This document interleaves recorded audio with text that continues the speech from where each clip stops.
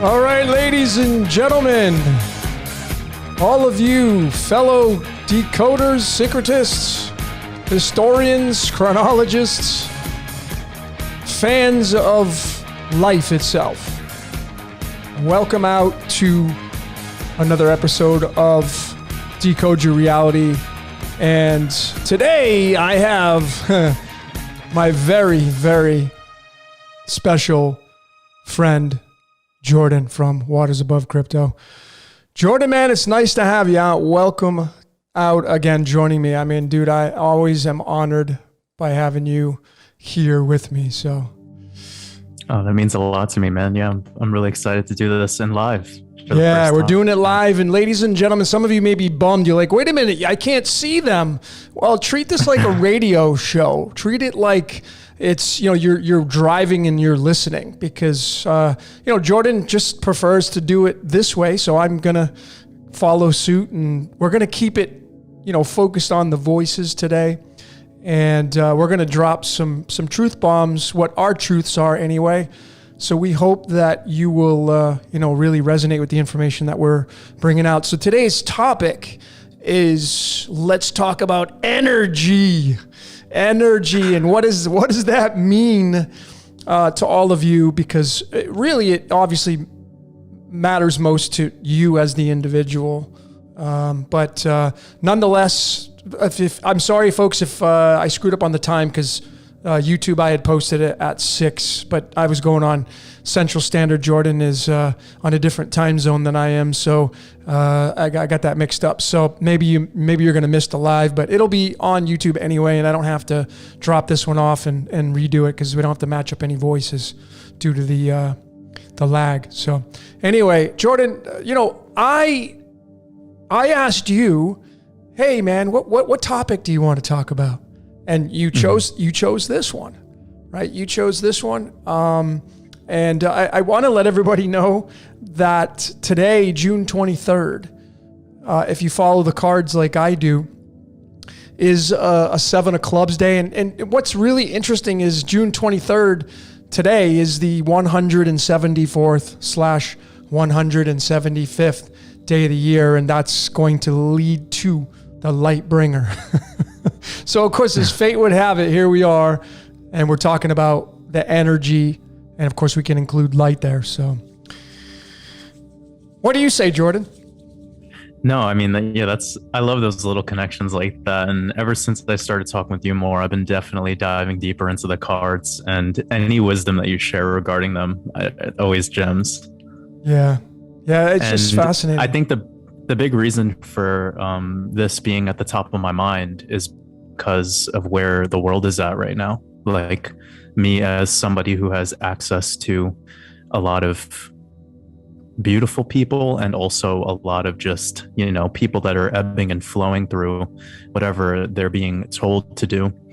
It seems as if there's this like doom and gloom, and it's all about energy, right? Like, it's all about vibrational frequency. And while we're seeing some people succumb to whatever it is that's happening, whether it be things in finances or relationships or personal development or anything, we're also at the same time watching a very small percentage of people become in tune with their energy and vibrational frequency. And it's a really beautiful thing. And I believe that's the core group of people that, we've been attracting, and that are going to be listening to us tonight. Yeah, no doubt about it. So thanks everyone for joining. I see some comments in there. We're not doing any faces. You're not going to see us. You're going to see our icons. And I don't have a face. Yeah, Jordan doesn't have a face. Obviously, he's not even real. But anyway. I'm an AI algorithm program that was sent here by the Anuna. I would say an anomaly, but yeah. Anyway, what's interesting about we're talking about energy. I mean, I have a big decode coming out. The title of it is Lead to Gold. And what's fascinating is your birth card, the 7 of Diamonds, which, ladies and gentlemen, Jordan's birth card is the 33rd card in the deck, which is all about ascension. And that's why I love listening to you and your voice, because, you got what it takes to really drop the gems and show people, like, how do we transcend perhaps out of this and win the game? How do we do that? Right. And energy is a big factor with all of this. But you're going to be included in conserving your energy. Yeah, conserving it. Yep. So you're kind of a big part of that because of, you know, the actual the lead to gold is you know, it can be obviously the element lead, but there's also an element in there that most people probably didn't catch, which is the 42nd element called molybdenum. And molybdenum's numerology is 33. So it leads. Wow. Yeah. And you said that keyword, ascension, which is the 33 in Chaldean as well. That's right. Ascension's 33, as is universe. Universe is 33. So there you have it. I mean, if you want to perhaps win this game and ascend, ladies and gentlemen, you know, take note of what, you know, Jordan has been putting out. And I mean, I try to catch your lives on Friday. Jordan does his lives on Friday, usually around 5 o'clock, right? 5 p.m. Eastern. Yeah, around 5 p.m. Eastern Standard. And thank you for that shout out. It really means a lot to me. And it's, you know, I'm super grateful to have the platform. And we've been seeing like 500 people on average through most of the live. And it's given me the energy to go 2 to 3 hours every time. So yeah, it's like, it's pretty much my favorite day of the week. And I'm sure you feel the same when you're preparing for your lives and the ones you do, which are also like marathon. Yeah, I do marathon live streams. Yeah, I do marathon live streams. I don't have the prime time. I don't have that. I mean, when I look at your numbers, they just keep going up and up, and as they should, because of the gem that you are. And you know, you really have a strong. I'm not even going to say cult. I don't want to use that word, but you have a strong following of people who really have marinated themselves with, you know, what you got to say, and you live it, man. You know, you really live it, and I just really resonate with your energy. So every time we end up getting into a conversation, it's pretty deep and provocative. Yeah. So, yeah. I love it. I love every time that I, you know, and I only have, I probably told you this before, but I only have like 18 or 19 numbers saved in my cell phone. So it's pretty wild for me to have this personal life where I really am perpetuitous, and I'm sort of almost like Jason Archaics, who, you know, he always talks about this, like putting your head down and just getting the work done and it being passionate about it. And, you know, I'm very similar in that regard, but then those beautiful 18 to 19 people that I am personally connected with, it's like always a 1 to 2 hour random conversation that just shows up out of nowhere, and it's beautiful, you know? Yeah. And I always tell people that, especially the people out there that are suffering from anxiety or depression or loneliness, and they tell me, you know, they feel alone. And I always remind them that the word alone is actually all one. We are all one. It's unity, and it's hidden within the word spells. And it's because you think life's a tragedy, but actually it's magic. And if you tap into what life really is, which is this now moment, this present moment, where you're living your truth, you're living your purpose, you start to attract beings that are like you. And if you live a life where you're pretending and, you know, living in a consistent lie and feeding into the theatrics of this external shit show, you're gonna attract the beings that are on that frequency. And of course you're gonna feel lonely, because all of those connections are built and predicated upon that external reality. It has nothing to do with yourself. So when me and you connect, it's amazing, because it's me sharing my truth with you and you sharing your truth with me, and it's like a raw, you know, kind of, it's real. And there's no gossip, there's no negativity, there's no beating down anyone in the process. It's just, that's why I think people are really resonating with my work, because I'm not giving into the drama and the theater of the division. And I'm also telling people consistently that it's my truth that I'm sharing, and I am just here to be the squeegee of your amnesic, your amnesic, kind of experience. Like you're remembering right now, like you're not learning from me, you're remembering, and these words are resonating with you because it's part of something you've always had within you. Yeah. There's nothing that you're gaining from this. If anything, you're unlearning. Yep. Now, I love that, man. I think we have to coin this. I'll be the squeegee to your windshield. I think we'll have to do that meme. That's pretty good, dude.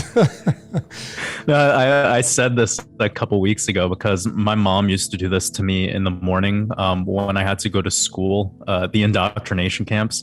When I had to go to the public indoctrination camp, my mom would wake me up by ripping the blanket off of me. And she knew that it would make me like cold. And she knew that I would get up right away. Yeah. And I said this in a live stream, like all I'm doing is like walking in your room at like 5 a.m. and I'm ripping the blanket off of you. Right. That's all this is, like, because that's what truth is, like self waterboarding. Yep.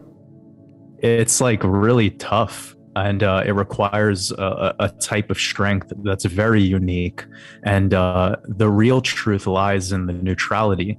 And this comes back to the energy conversation, because so many in their path of truth in the early stages, they're doing it all from like the lower chakras. Yep. They're doing it all based in blame and based in pointing fingers. And I caught onto this, and I learned that whenever I would portray that type of vibrational frequency, that it brought me lack.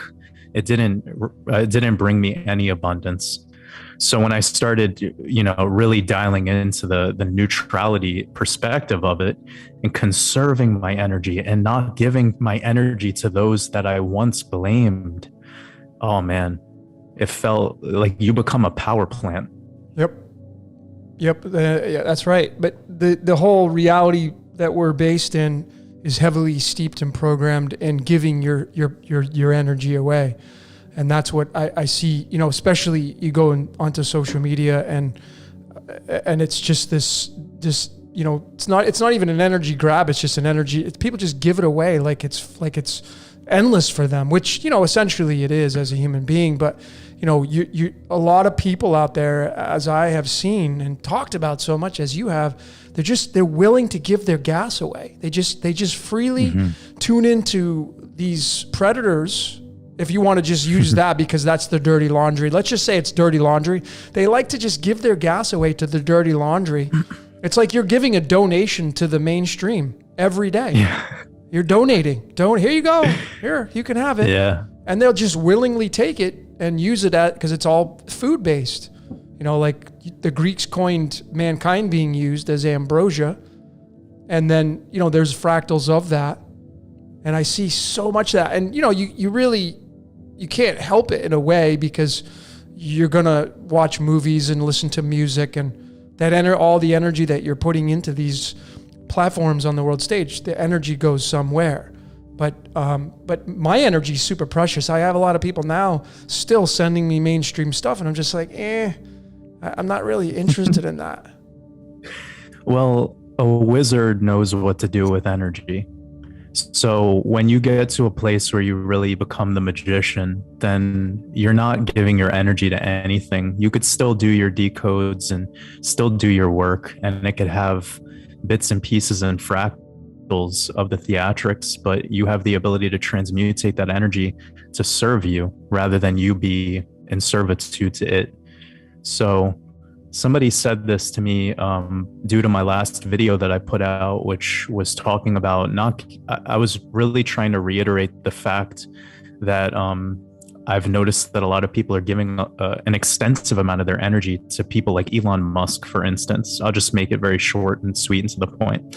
And they said, well, aren't you giving your energy to Elon Musk by having a video? And yeah, that's a fair way of perceiving it. I used to give my energy to people because I wasn't aware of the magic of it all. I wasn't aware that I could actually still do what is required to do to get my work out there whilst maintaining homeostasis and balance of my vibrational frequency.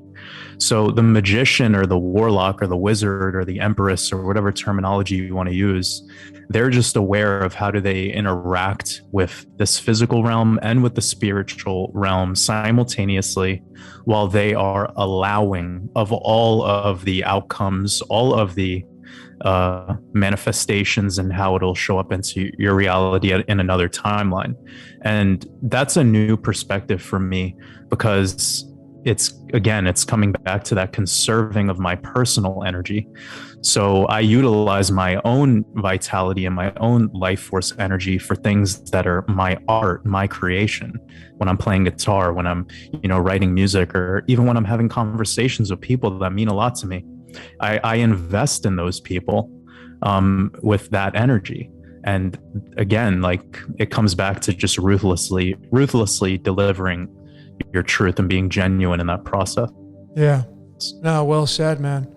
Because, like, I can't tell all of you really the deepest outcomes that have been in my life ever since I have detached from giving my gas away.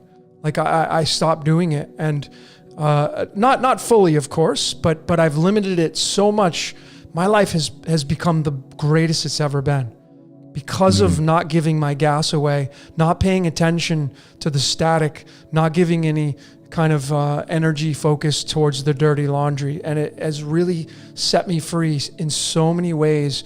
And now I just, and it's just like I had mentioned on my last podcast, I said to people, don't go plant a tree or a vegetable garden because you're in fear that there'll be food shortages. Go plant vegetables because you love Mother Earth and because you want fresh vegetables.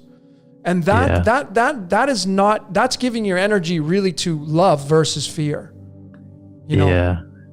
Yeah, because when you make that garden with that type of energy that the food shortage is going to happen, and you're doing this for that reason, that's very egoic. Yep. And you're going to, what comes out of Mother Nature, she's going to provide you the vibrational frequency and the energy within that vegetable or that fruit or whatever, with how you went into it, the intent of it all.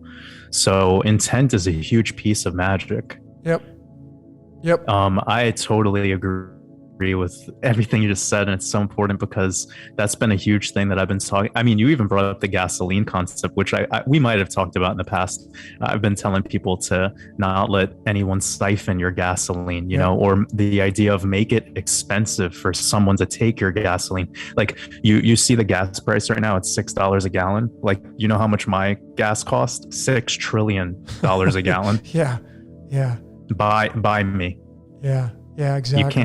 You can't. So you make it expensive, and then who you vibrationally align with, you're not looking at it transactionally like that. It doesn't have the same conditions. It's unconditional.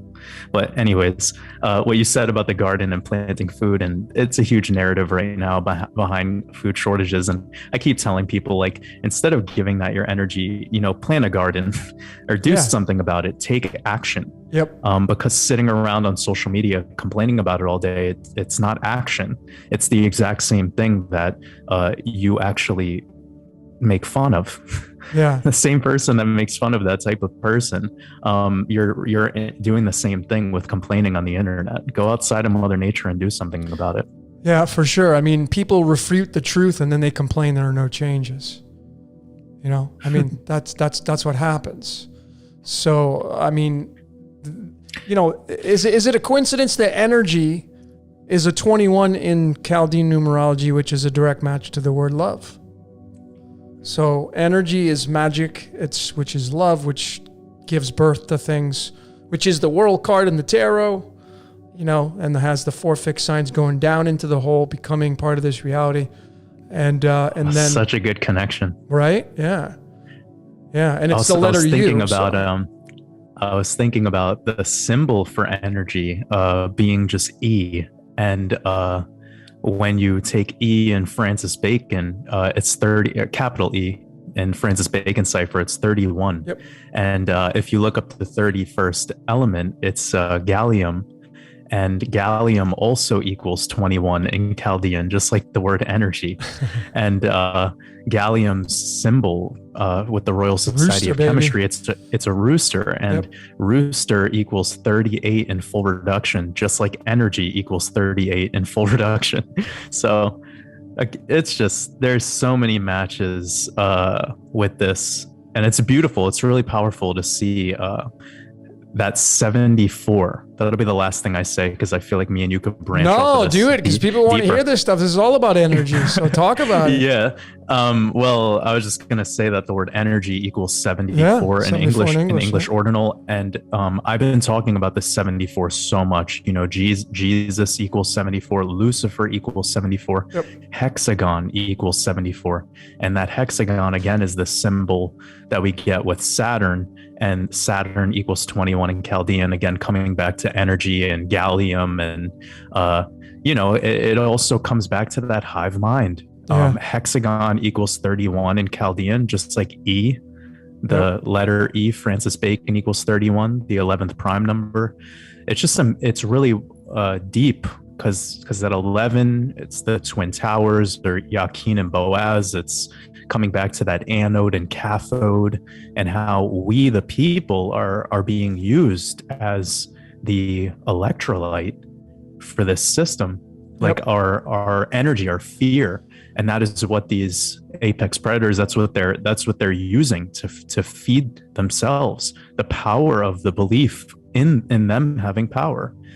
They're powerless. We're the ones with the power, but we give them that fear energy, and that sucks us dry of our love, and that ability to expand and allow and be something really, really immense and powerful.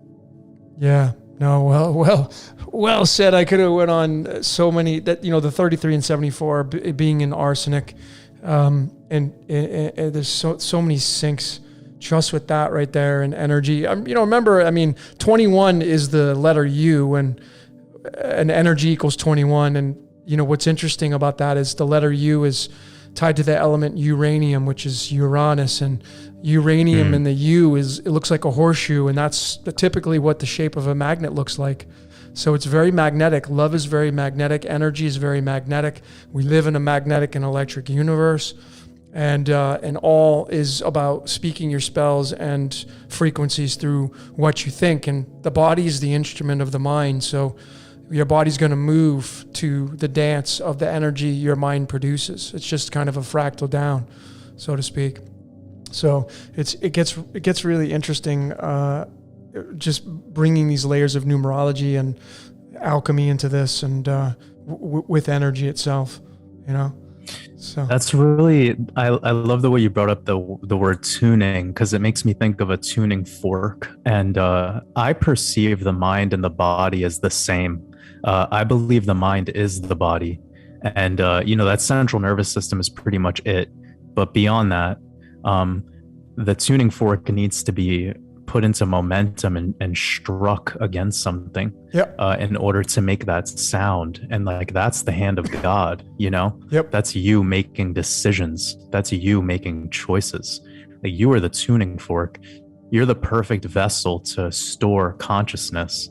And when you become a love-based being, now you get to do things in perpetuity and with action, and focused action is creation. That's something that I think we could all really dive deeper into as a community, as a whole, because what really gets things done is that it's that focused action. It's not the complaining or the pointing fingers or the blame game. That's right. Yeah, the blame game's out, ladies and gentlemen. I hope all of you here, the blame game is kind of like, that game is done. I love how you said that so nonchalant. The blame game is out.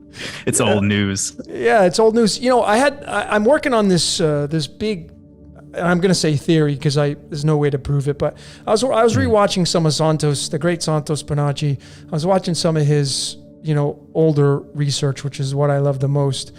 And somebody had reminded me with a video in my Telegram group. I don't remember who you were, but it was Santos talking about Sirius being in a binary system with our sun and what happens when it moves away, and then what happens when it comes closer. And I really thought about this, and I really think we're inside the dream of the cosmos. And when Sirius moves away from our sun, we go into the dark age. And what happens when it gets dark out? People go to sleep. And when Sirius comes back, and the energy of Sirius comes back, we then move into the golden age, which is when the sun comes up, where it becomes an awake state. And I feel the cosmos is going to wake up. And when the cosmos wakes up, it's going to realize, like, oh shit, man, there's a lot of toxicity in my system, right? And I'm going to get that's got to go. This toxicity's got to go. And so when it wakes up, and that's by human beings waking up and realizing that dirty laundry, that just doesn't resonate anymore. That's old news. And so it's all fractals, but I feel like that's how this works. And the cosmos is really this giant anthropomorphic being, planets included. And when Sirius comes back for its return in the binaries with our sun, we're going to wake up, and the energy that we're going to get, which we're already getting now, because here we are talking about this, the energy that we're going to get, we're going to move into the awake state. And because, when you go to sleep, when I go to sleep, some of you lucid dream. There is that aspect of lucid dreaming, but are we just inside a lucid dream? Does the God know it's dreaming? But it's just allowing things to happen. But when it wakes up, it's time for the rebirth, the Phoenix Rising event. And I think that's exactly how this whole reality works, is heavily based in that theory right there. And that's all about energy exchange majorly. Wow. Yeah. And I've been noticing that the more people that stumble upon our works as a collective, whether that be me, you, Jason, and Santos, and all the other people that are incredible out there that are sharing their truths, we're noticing that the growth of, or I'll just put it very simply, it's in alignment, and we're all kind of aligning, not necessarily me with one other person or anything like that. It's just the overall community. We're all coming together and we're like peeling back layers of this onion, and we're getting to the core of it.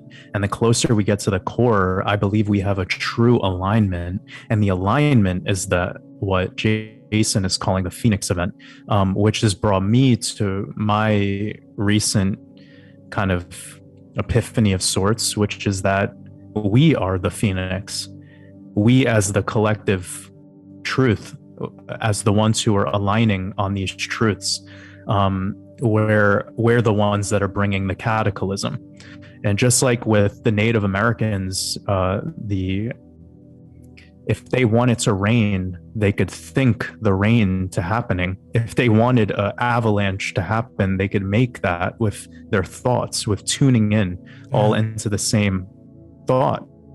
And it shows that it's very powerful once you all align in your vibrational frequency. Once you all align on a similar thought, you could make whatever you want to happen.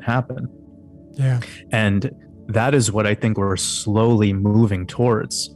And again, that's my truth. That's how I'm seeing it. I've had some dreams in the past and some decodes and things that have brought me to this place where I've thought like, wow, we decide when this shit's over. It's not the other way around. It's not that the elites or whatever you want to call them are the ones that are making this happen at all. They need us. We're their electrolyte. We're their food source. Yep. Without us, they are nothing. They need us. And what I believe is noticeable is, I'll talk for myself for a moment, and I'll see how you resonate with it. But I know that I'm an impenetrable force. Like, I have no fear, so they can't take anything from me. Yep. There is no gas for them to siphon from me, because I'm not even gas. I'm light. And I just visualize my reality now as like this force field that is so powerful that I just walk in and talk and think in that form of abundance. And I know that I'm not a threat to them. But when this alignment continues and becomes more and more condensed, that's what becomes the threat. And that is probably what they're aware of, is that there are beings that are here at certain times for certain reasons who are like, they have antivirus software built into them. They cannot have their spirit parasited. And they know that the majority, it's easy for that to be accomplished. It just requires some daily news.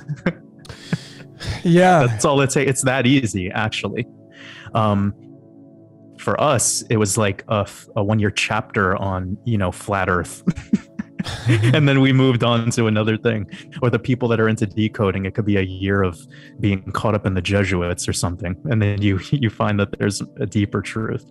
So again, no disrespect to anyone, but it's always something more grand, and the truth becomes like this Russian doll, and you're not expanding. Actually, you're getting more and more to the core of it. You're simplifying your truth. Yep. Truth is simple. It's not complex. Yep. It's really simple. I mean, I've become a minimalist over the course of a few years now, many years now. And like I said earlier, when we started talking, my life is the best it's ever been. And then, you get people that just like, oh, well, what about all the poor this and this happening to the kids? And like, I have a lot of compassion for that. But see, that's what you're focusing on. And you focusing on these ideas actually feeds it. It still feeds it. So it is a catch-22. It's a contradiction, because it's like, well, how do we fix that? Well, again, if everybody just stopped giving their gas away and they took that and they put it into something constructive, like I dump pretty much all my energy into research, my presentations, and doing readings for people. That's my life. And then I have a few things I do on the side. I play some music like you and all that kind of stuff. So I'm an artist and a content creator. But what I've stopped doing is giving my energy to the mainstream. Because I mean, and when I tune in, if I go to just like one of the mainstream news stations, if I tune into their, and I don't even, like television, everybody just tunes into on the internet. But when you tune into it, you could just see the comedy and you can see the theater, like the movie just playing out right before your eyes, when you have the eyes to see it at this point.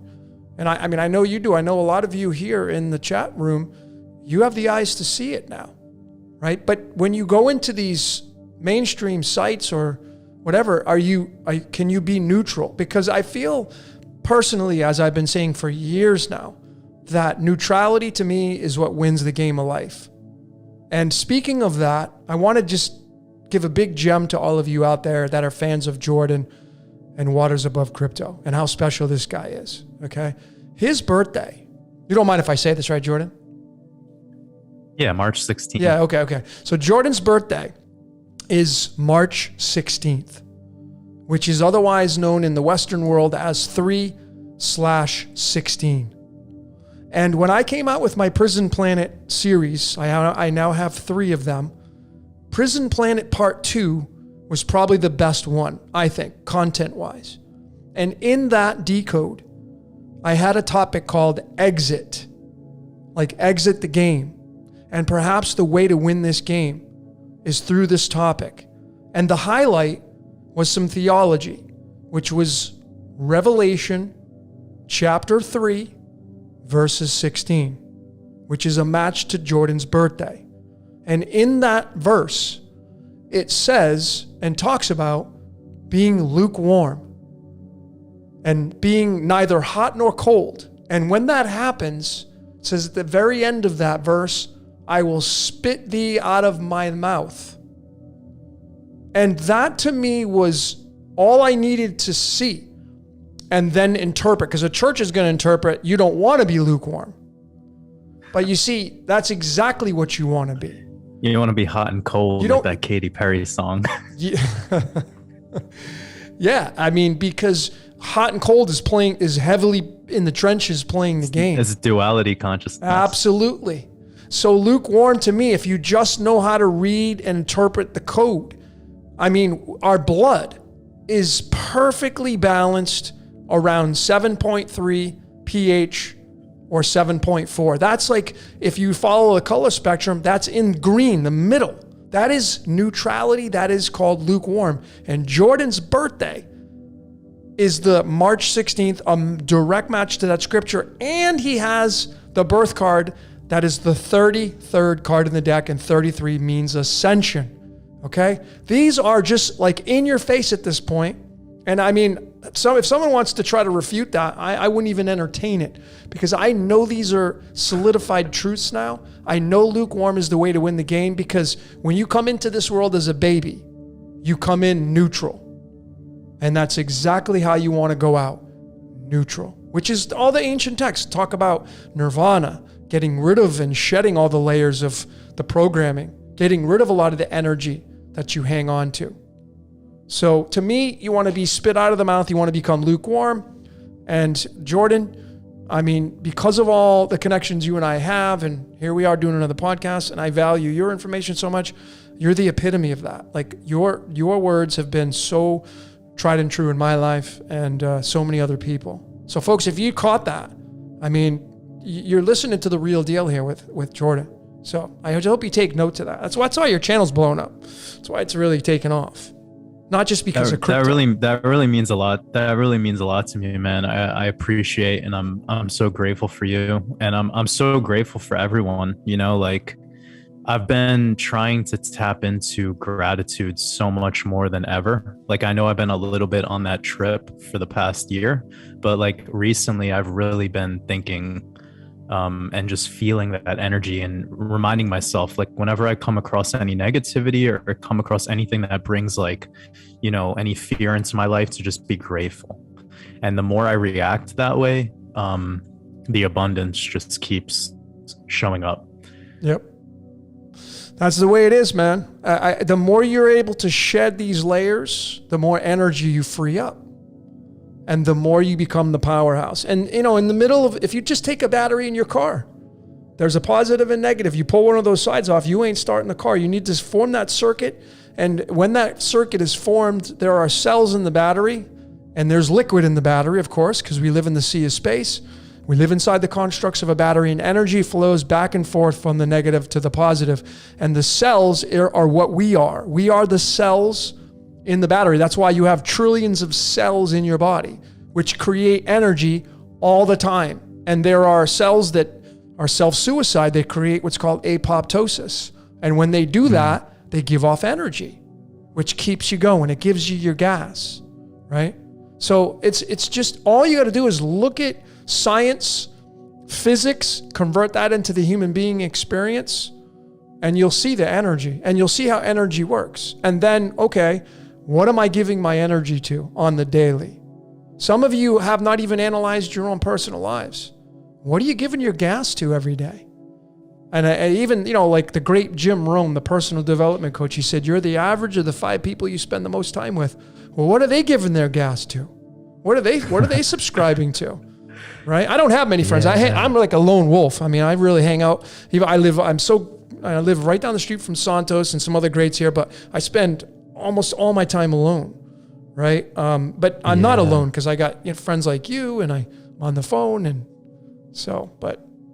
Well, it's part of the journey too, right? Like as we know thyself, you start to shed away these parasites. And I don't want to be disrespectful, but it's just part of the process. Like as you become more pure and more true to when you become higher self, you don't want people taking your energy. You don't want to be around people that talk about negative shit all day. And I'll speak for myself, but I've been on that path since a very, very early time in my life. And one of the things that I noticed was, if people wanted to talk about the common topics that they spoke about, I would quickly interject with my truth and see how like they would start to short circuit. Like I knew that they were bots like super early on in my life. And I was way more judgmental back then because I was a child.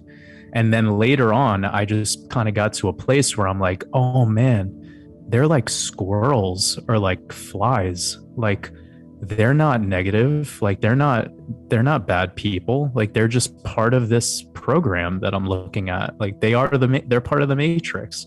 And when I find people like when I stumble across people like you, it's like an extension of self. It's like, it feels like it's connecting to like a nodal point on like a big, beautiful consciousness grid. And everything else is just kind of empty space in between. And I started to become okay with that. Like I started to like truthfully allow that, because before I used to get mad at people being in that negative vibrational frequency. I used to get mad at people talking about, vaccines and all of that shit. And now I'm just like, oh man, like whatever, that's their reality. Like that's not mine. That's not what I need to worry about. Yeah. But yeah, in the process of that, you're going to shed a lot of characters in your phone book. You're gonna, like I can't do social media. I can't keep up with people's lives because of the pictures they post. Like I have no desire for that. I actually stopped taking pictures when I travel and stuff, because I noticed like I was just like, what is this picture serving me? Like if I want to go see that place, I should go there. Like if you want to live, you need to live. And if you want to change your life, you need to change your life. Yep. That's so true. I see, these are my opinions. I'm just going to be really raw with all of you right now listening to this. But when I go on social media and I see people doing selfies and modeling photos, you're desperate for attention. You're looking for energy. You need your gas tank filled up. Right. And you want to be validated. Yeah. Validation. It's all ego. It's your identity. And I get it, because we all have one. And when you're feeling lonely, it means you're not comfortable alone. Right. You like, so when you're feeling lonely, you want validation and you need your gas tank filled up because your gas tank's low. And sometimes, I get it. Like there may be a death or in the family, or you're feeling sad, or, and I get all these points. But nonetheless, if we scrape away the reasons why, and we just look at like, okay, why am I posting this stuff on social media? Like, why am I posting 10 pictures of me in Las Vegas partying? Like, what do I got to do that for? Like, why am I doing that? Well, because you're stuck in Maya and you're not consciously aware of what you're doing. You're in that space, right? And it's all fractals. And I speak from experience. I know what this means. But like when you detract from that, you take your energy back. You don't, and folks, if you're putting your energy out on social media or whatever, you're going to get energy back. And I can tell you right now, not everybody's going to give you good energy. You're going to get a lot of like, low frequency, call that hate energy, hater energy. You're going to get that. And if you don't know how to transmute, if you're not in that space of transmutation, wow, you're going to get hit with a lot of negative missiles. And that can cause a host of situations and experiences that you may not want to take on. Yeah, and like one thing that I think me and you could both agree with is there's nothing wrong with using social media. Like I do it with my YouTube channel, but do it through your unique delivery of something that you're passionate about, and that it has this value that it could bring to this world. Just taking a picture of yourself because you desire likes, that's very egoic, and it's going to provide a feedback loop of dead energy. If you're taking pictures of yourself and you've rewired the intent of it and you have something to offer, whatever that might be, then that's on you. Like you're the magician of your own reality. You're the alchemist. Yep. And me and Logan aren't here. I'll speak for myself. I'm not here to tell you that you're using anything improperly. Like it's zero judgment. Yep. It's just the intent behind it. Intent. The reason I make one YouTube video a week is because it's going to be the best fucking video you watch. Yeah. I'm not going to give you like 7 pieces of trash. Like I want my art to be art. I want it to be like a 3 Michelin star dinner. Yep. That's how I hold myself. And when I come across content that isn't at that level, it doesn't get my attention. I don't give it my attention. So I'm at this place now where I'm starting to like see that. And we could talk about this. I think it's important because it's the overall conversation of energy. And since we're both creators, there's a stage of creation where we enjoy the likes and we enjoy the comments and all this stuff. And with that being said, when I switched my mindset away from the desire for the likes and all of that, and I changed it to be, how do I make this piece of art, the best art that I could possibly give the world. You see that little switch? When I did that, oh my God. Now it was channeling through me, and everything got so much more. It became this whole new thing. I can't even put it into words. It's like when you write a song, and I feel like that's the way my YouTube videos are becoming. And I'm just trying to embody that in everything that I do, anything that I post, anything that I say, any person I connect with. I want it to be that high level. Like I want it to be really top notch quality. Totally, man. Top notch is right, especially if you have a perfectionist streak in you as part of your code. maybe we could talk about that too. I actually used to be a perfectionist, and I'll admit something to everyone because I feel like this is something I need to admit. I'm a perfectionist with my music, and that's why I haven't released it. And I'm going to tell you all something that's really important, especially if you're a creator at a high level. Being a perfectionist is bullshit. Just release. Because I've had this problem with myself of getting caught up in this idea that being a perfectionist was better and it provided better content. That is not true, at least in my experience and through all the really great people that I've connected with.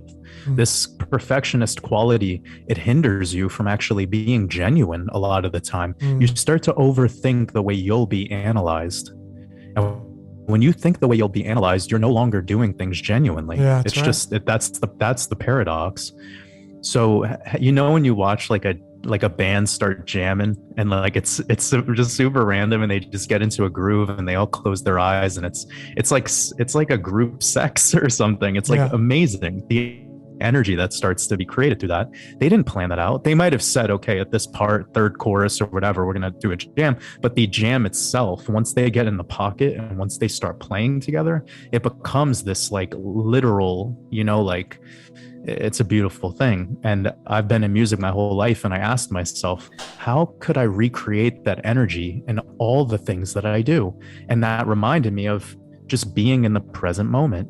When you're not in the now and you're thinking about, as a musician, if all you think about is the end of the song or the claps and applause you'll get at the end of the song, or even worse, the people in the crowd memorizing the words to your song, if that's all you care about, if that is your intent, then how are you providing pure high frequency like energy in this transmission? It's all built and predicated upon the consumption of it, not the creation of it. So I started to relook at the way that I've been doing, how I've been doing, and how can I take action in the now and be present in that action. Yeah. No, well said, because there's always the ego and the spirit. If we use these two constructs, there's always these two constructs creating a symbiotic relationship inside of you. And if you just look at the chakras, it's perfect the way they express how this reality works through the exchange of energy. And it's just like you have heaven and hell in there. Hell is the representation of the lower chakras where the dragon hides out. That's why Kundalini rising starts in the lower chakras, because that's your hellish regions. And that's where Maya lives essentially, because I love this meme, in heaven all the interesting people are missing. And so it's, if you want to have the most glorious sensation in the world, most people would say that would be sex. Well, sex resides down in the lower chakras. That's where you do your humping, is down in you use your sexual organs down in the sacral and the root area. These are all lower. And this is where your satiation, your stomach is lower. That causes a satiation, like stomach says, feed me. And that dragon inside of all of us wants your energy. It wants to get fed. Like when you have your stomach saying, feed me, oh, I'm hungry. Next time you say I'm hungry, okay, are you going to feed? Are you going to scratch that itch? Are you going to give in to the dragon? Maybe you just need to say, I'm going to be consciously aware of my surroundings and my energy, and I'm going to fast instead of feeding my dragon. You see, that's being in the now moment and being conscious of where everything is. And then maybe, you need to be in, that's why, green is 20, which is the balancing point And it's really where the neutrality is. And if you can be in that space, you're in the middle, that's you're going to have the most energy dispersion, and you go up or down, and you're going to play both sides, constantly throughout life. But like what you just said, Jordan, about I'm going to create from a sense of just creating, that's creating from the middle point, the 4 in the color spectrum, the green, or the 7 in the pH scale, the typical nutrition pH scale. That's where you want to be a content creator, versus like if you're looking for likes or all that stuff, or people filling your cup up, giving you gas. That's probably more on the lower chakra side, as you mentioned. And I think you can't get rid of it, but I think the way to win the game is to be slightly, again, go back to the blood. 7.3, 7.4 is slightly love. It's slightly alkaline. Slightly, not a lot, but just a little bit. And that's, those of you that are fans of the Law of One material, well, it says in the Law of One material, to win the game, to graduate, you got to be slightly service to others, which is like 51% is the number they use. And that's how to win the game, folks. I feel that's still how to win the game. I'm not saying you put your faith in that book, but I think that's how you win the game, and be a creator from that space. So yeah, it is it's such a change to when it comes to the way that I deal with other creators, because one of the big things that I've taken on recently is this idea of honoring greatness. And I actually said this in like the opening of the podcast that I did with Jason, Archaics, and shout out to Jason. Also shout out to anyone that's coming over from my channel and supporting Logan. I really appreciate my family, and that's something that I want to bounce back on for a moment, is that whenever we're giving comments or whenever we're leaving our feedback on others, when we do it from a sense of love and, honor and gratitude, that is one of the easiest ways to make your feedback loop more abundant. If you have nothing positive or anything to say that has anything that creates expansion, because you're in your contraction phase, maybe it's time to look in the mirror. And instead of leaving any negative comments, and I'm not talking about my videos or Logan's or anything, just even in conversation, when you're talking to people about other people love this. It's like what you said before, the dirty laundry, right? The theatrics of life, just always wanting to be walking around as a critic or a judge. Look at yourself in the mirror and ask yourself, like, how would you feel if you were, in that situation? And the ones that are out there that are creating, that are actually taking action and doing something, that's probably the last person you should be speaking negatively on, because they are the one that have opened up the opportunity for their feedback loop to have abundance. You haven't. Wow. Yeah, I mean, it is all about symbiosis. That's what I've realized. It's what is your symbiosis? What have you created a symbiotic relationship with on the world stage? And that symbiosis is energy exchange. This is what we're talking about. Let's talk about energy. So symbiosis, I mean, let me give you a perfect example, ladies and gentlemen. The church created a symbiotic relationship, an energy exchange with the devil. Because there's no need for the church if there's no devil. So symbiosis and the exchange of energy was created by the church, and it included the boogeyman. And you see, when you relinquish that, you get rid of the hot and cold, and you become lukewarm. You don't need to use this symbiotic relationship anymore. And the more you're willing to move in the middle of your domain, the space of non-judgment, you release these contracts that you've made that become symbiotic, and you cut the cord, and now you just take back some of this energy. And it's so amazing when you do that, because you realize, like, I mean, do you go into the water and you see a shark? I mean, you're not gonna sit there, but like, do you get mad at the shark? I mean, why? Because it's a predator. Do you get mad at the polar bear because it's killing a seal? You may not like that, but like that's part of that's how it works. Spiders. I mean, I'm a huge animal lover. Most of you know, and I live with the insects. Like, I got spiders in my house. I don't If they're in the corner, I don't mess with them. It's like, you do your thing. Talk to them all the time. And what do? They take bugs out of the air, you know? So, but I don't get mad at the spider because it's killing insects. I don't have a symbiotic relationship with a spider, a bad one, and I don't give it energy flow where I'm cursing the spider because it's a predator. Yet people can't grasp this concept, and this concept is the same as when you curse these other organizations that are predators on the world stage, and you're like, you get mad at them, and they're just like, "Hey, man, I'm going to keep doing me, and you're going to keep doing you, and I'm going to keep getting thanks for your energy. Thanks for your gas, baby. Come again, yeah. Because my doors never close. I got an open. Come in. They show you the payment terminal, right? They show you the payment terminal. They're like, we accept American Express. They're like, of course. Because you think you're clever with your hate. You think you're clever with your fear, and you're not. Because the most clever is the most neutral. And when you take what Logan said and listen to it from the heart and not your mind, what I'm gathering is that you eventually need to make a choice to no longer be a food source. You've been allowing yourself and all of these little choices to be a food source, to be an energy source of some other thing, whether that be tomorrow or the boogeyman or your mortgage or Klaus Schwab or whatever the fuck, COVID.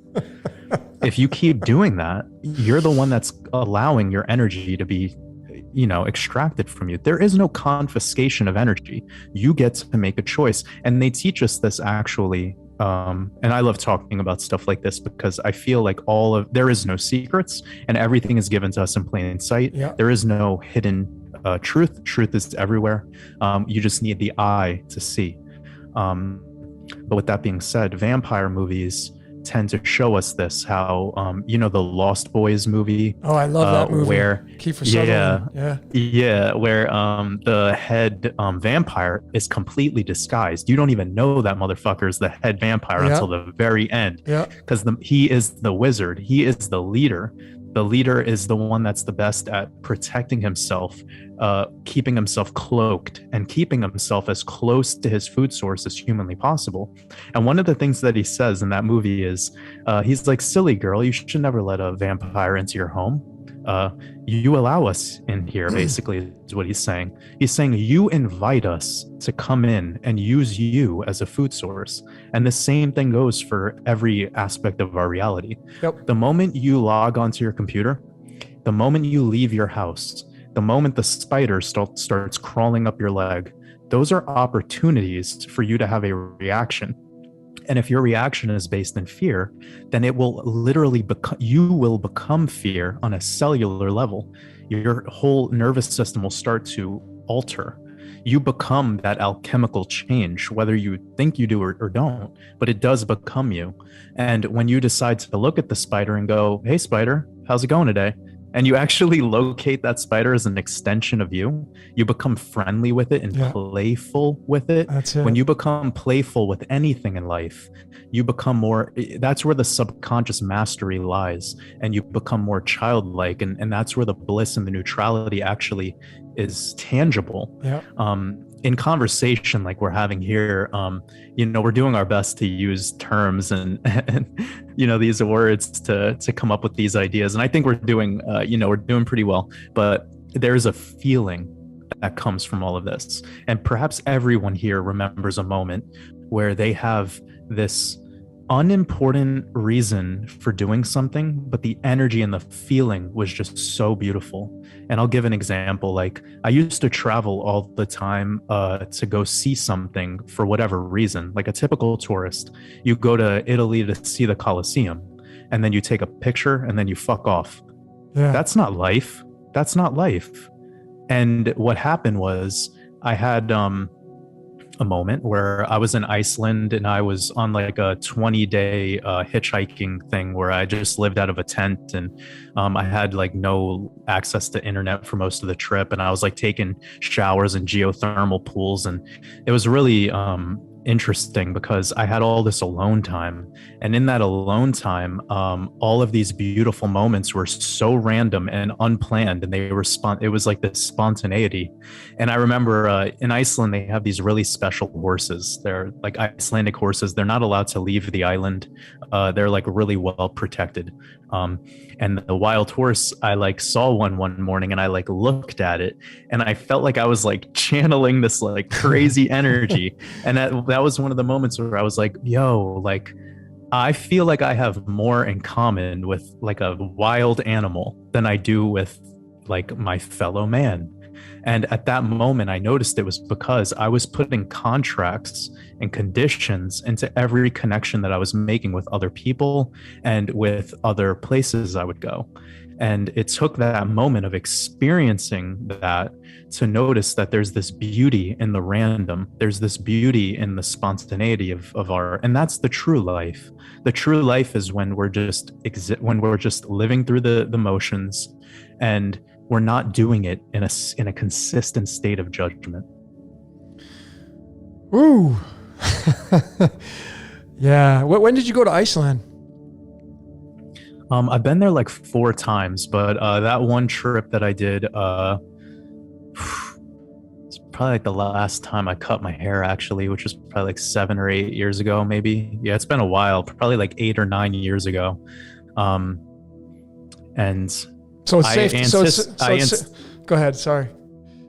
Oh no. What were you gonna say? I was saying, so it's safe to say you don't have short hair. So no one knows what you look like, but we didn't know you don't have short hair. No, it's super long. Nice. No, I actually had this moment the other day where I don't take my hair down too much because it like brings a lot of attention to me.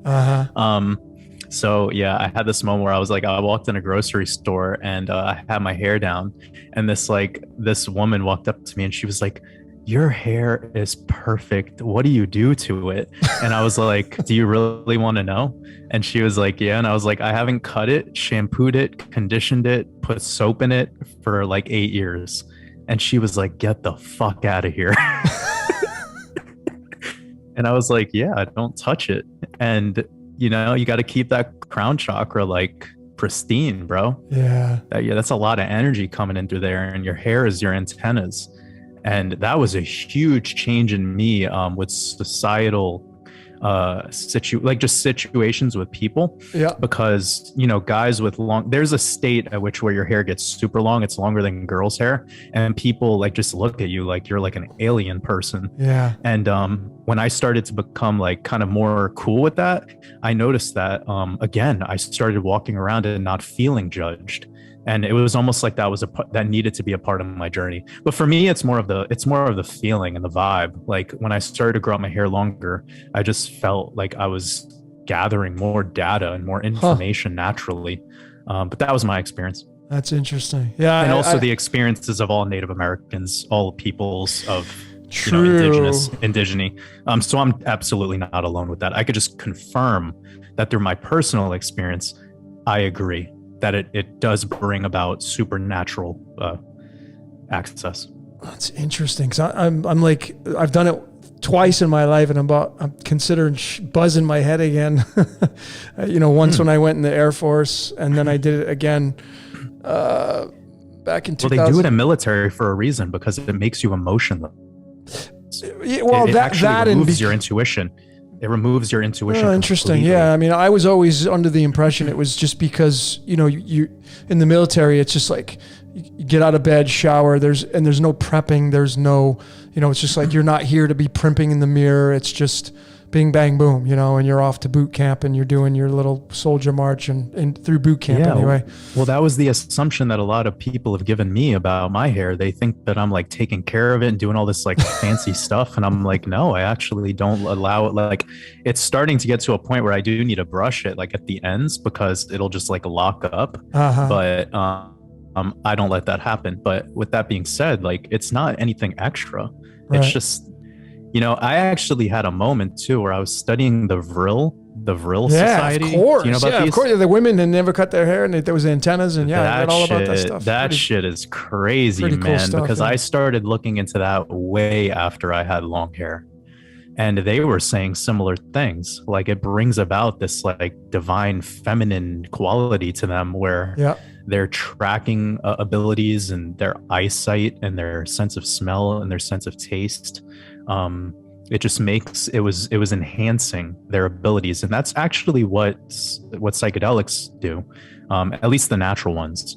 They're just enhancing your ability to remove this layer of the illusion. But when you start to have extended fasts or people that do like really deep meditation, you might not have the type of sensation that you get from taking like a high gram mushroom trip. But what you do get is this enhanced sensitivity, enhanced ability to just your senses become more enhanced. And for me, that's what growing out my hair has done. Interesting. Well, anyways, we don't have to talk about. No, I know. We kind of went off on a thing. I want, since we're talking about energy, I want to just be clear for people. Like, you know, this is a big thing, and it's like when you tune into your favorite show or a movie, and we all do this if you're a fan of this stuff, but you'll end up giving your energy to these actors and actresses, and the thing is, it's not even real. Like the energy exchange of you, like you getting, like, and you know, when I lived in Los Angeles for a long time, and you know, I've been on sets, I've auditioned, you know, I've been in that space a little bit.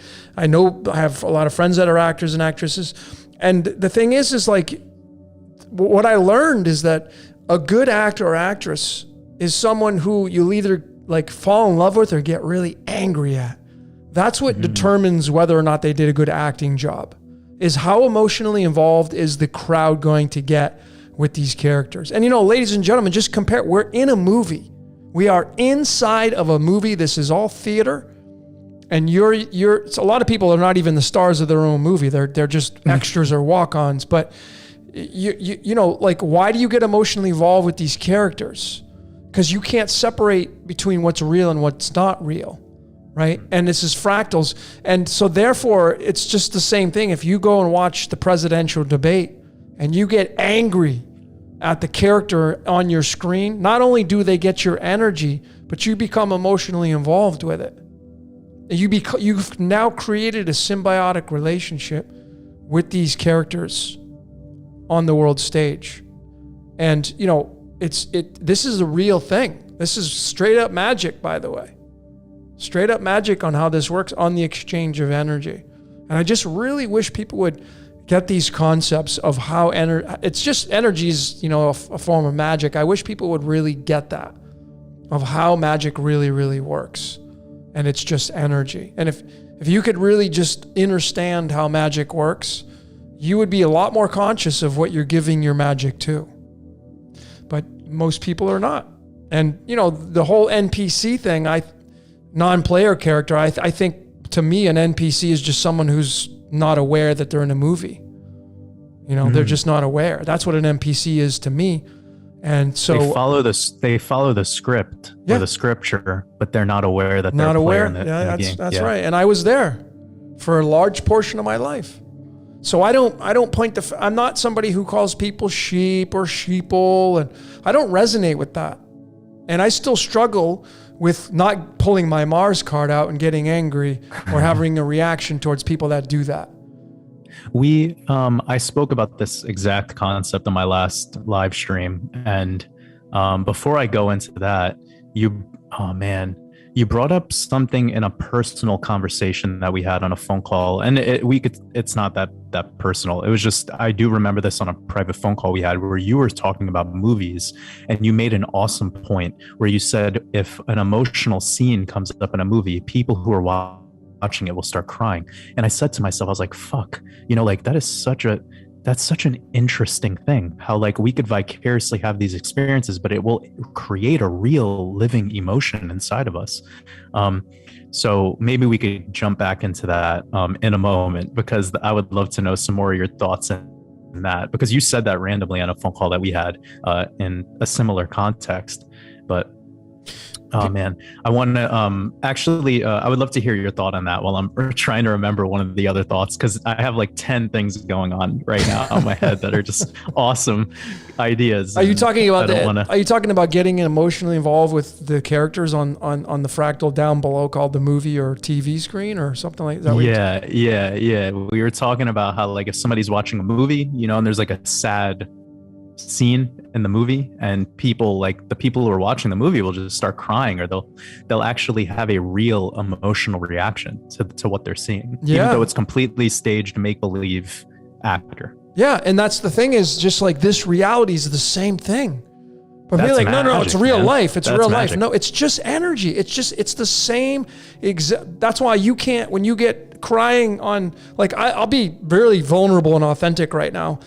I woke up today and I was looking through my messages and I saw this, you know, America's Got Talent thing. I don't remember where I saw it, but it was this, I guess during the pausing of it, or during like the intermission of the show, they go into the crowd and they just randomly pick people to sing. And they found this 11-year-old girl. Now, I don't know if it was staged, but this 11-year-old girl, and she she absolutely blew the cover off it. And she was so good, they ended up buzzing the gold thing, whatever the hell that is, and she goes right to the live, whatever that means. So it was a big deal, right? It was, and her dad had cancer, this whole story. I got emotionally involved with it, right? But, so I was consciously, I knew it. I knew I was doing it. I was tearing up, and it was just such a joyful, beautiful moment. Here, this 11-year-old, and they said, "What are you going to do with the $1 million?" She's like, "Well, my dad's had cancer. I would give it to my dad." I was just like crying, because I was like, wow, this is just, here's an 11-year-old. They believe in magic. They don't even know what it is. But yet I'm giving my energy to this whole story that really happened. Now people say, well, that's real life. But then I could sit down and watch a movie that's really sad and do the same thing. And my reality doesn't know the difference between the two. The energy exchange doesn't know the difference. There is no difference between giving my energy to a real story that really happened, that we call real, or giving it to a movie that was produced by a director, producer, and some actors and actresses. But you got to know what you're dealing with, ladies and gentlemen. Yeah, and crying is just a release of energy. Like, we all need to do it. Like, I think so many people, they never cry, like especially men, because they've been like, the indoctrination is just so heavy. Like, they think they have to fulfill this role, and it comes with like a list of things they have, like a behavioral list. And yeah, man, crying is just a release. And it's not all about expansion too, you know, like you need to have contraction before you have expansion. Like jump, you don't just go in a straight line. You actually have to like bend your knees and do a little bit of a squat and like constrict, like you have to do a contraction before you continue to push out that energy. So it's like everything is this in out, like yin yang kind of concept. And if we're only consuming, you're going to be building up an immense amount of energy. So what is something I've spoken about quite a bit, just like the basic 3 aspects of being in a body. You have comfort, you have survival, basic survival, the necessities, and then you have stimulation. And most of us have the first 2 things taken care of. If you're on a laptop or a computer or a cell phone and you have Wi-Fi access and internet and you're able to listen to me and Logan right now, the odds are your comfort, your survival is not in compromise, and you're good. It's all good in the hood. But you still require stimulus. And one of the things that I feel is so interesting about this is very few of us want to just tap into like that true raw emotional state ever. When we're listening to music or watching movies or watching people perform or even watching YouTube videos, we're so much in an analytical space. And we're not allowing any raw, true emotion. So me as an artist, my goodness, you know, like I'm always super emotional about art because I don't pay attention through an analytical perspective anymore. Mm-hmm. And if you watch like the way tribes play music, like it's just drum circles and stuff like that, or when they're dancing together, they're not all looking at their fucking cell phones while they're all performing. And they're actually all there together sharing this communal energy. And that right there is like a beautiful thing. And so much of us just do so many activities through an analytical perspective, and we're just in a consistent state of judgment, as we spoke about earlier. And I believe what that's doing is just shortening that feedback loop, and it's making it kind of cloudy, and you're muddying your waters. And if you want that purity and you want to be cleansed in this process through your consumption, you must be getting out of that analytical perspective and just listening from the heart, allowing the vibrational frequency to resonate. And if it does not resonate, then that is okay. No one's telling you what you need to like or dislike, but it's about that allowing the frequency, as opposed to sitting there and controlling and being in this consistent state of, wanting to dictate how everything goes. And I know this for sure through like a comment section. In a comment section of a video, and this is why I don't give it the energy that I used to, I could tell who's watched the full video and actually listened to what was being shared and did it from a perspective of actually not being in judgment and taking it in for what it is, versus someone who came into it wanting to find something that they didn't agree with. And I used to do this all the time. And because I'm aware and I'm humbled and it can admit that, now I'm here and I'm in a whole new position in it all. As the creator now, the one that's providing, and as once a consumer who was very judgmental, and I was always trying to find the flaw, How's your experience been with stuff like that? With being an analyst and being judgmental? Kind of going into most of your situations seeking a problem or seeking a flaw or seeking something to be offended by. Yeah. Do you feel like you've gone through that? Totally. And, being an observer of astrology, which I'm a huge fan of because I feel like it rules over us in a big way. When you look at your astrology charts, ladies and gentlemen, those of you that are fans, you'll have your planets in certain placements, certain houses. And these planets, the ideas of them, they demand, when they show up in a certain house with a certain zodiac sign and they combine energies, they will demand certain circumstances to show up in your life. They will demand it. Your placement of planets in your astrology charts, both Western, Vedic, sidereal, these placements are fixed. You got to manage the energy. They're not going to move for you. You can go, I've said this so many times, you can go yell at the sun when it's really hot out and say, "Hey sun, get out of here." It ain't going to move for you. All right. It's not going to move for you. The moon, if these are sentients or luminary bodies. They're energy that doesn't move for you. You got to manage the energy. So I feel like when you have your astrology chart, your numerology, your life path, your cards, all these, they will, because they're part of your source code, your cosmic blueprint, and your energy and your symbiotic relationships, they will draw to you certain circumstances. People say, "Why does this keep happening?" Part of it is because of your blueprint. These are the things that you're going to have throughout your life, and you're going to have to manage it. And the way you manage it is the way you create your experiences, and the energy exchange that you have will be you're either going to be neutral, you're going to be hot, or you're going to be cold. And so the way to handle it, obviously, is to be conscious of it.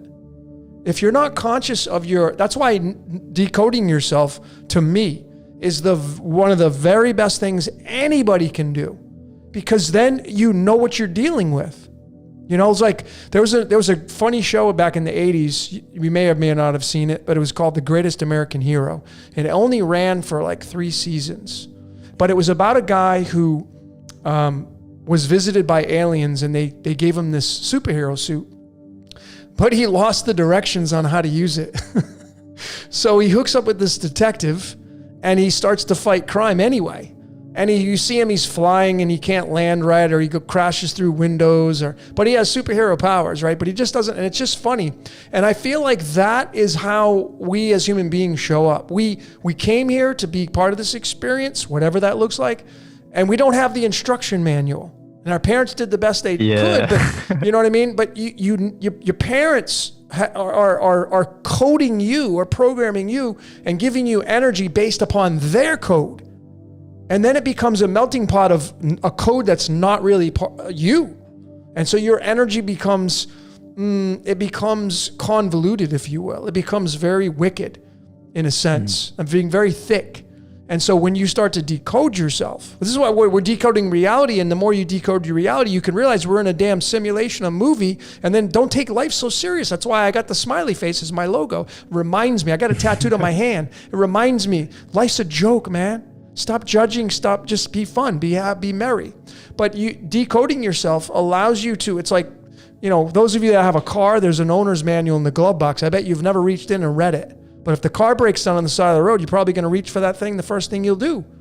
So the owner's manual is your astrology chart and your numerology and your life path and your cards and your human design and your Enneagram and all these layers. And that when you adopt these as your truths, you can start and then decode, reality itself. You can see that you're an actor, you're an actress in a movie, and you're giving your energy away. And so it's precious, as you mentioned, Jordan, how like my shit's expensive. Right? My stuff's really expensive, but people aren't conscious of that notion. Like if you just said, hey, okay, what's your energy worth? It's expensive. It's like, it's expensive, and I'm not just going to toss it. And so then when you're presented with stimuli from the world, you're going to give it your gas? Are you going to now create a symbiotic relationship with these ideas?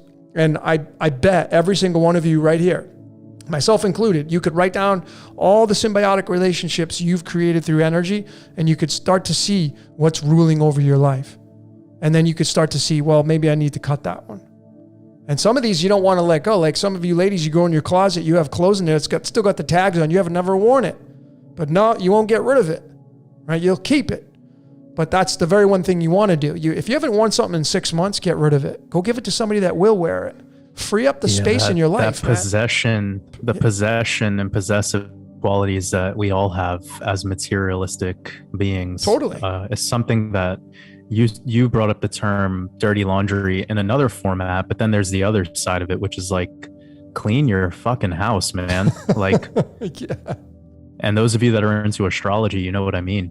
Like you gotta just clean up, And if you're in a dirty, and this is of course deep, we're being silly, but this is also deep.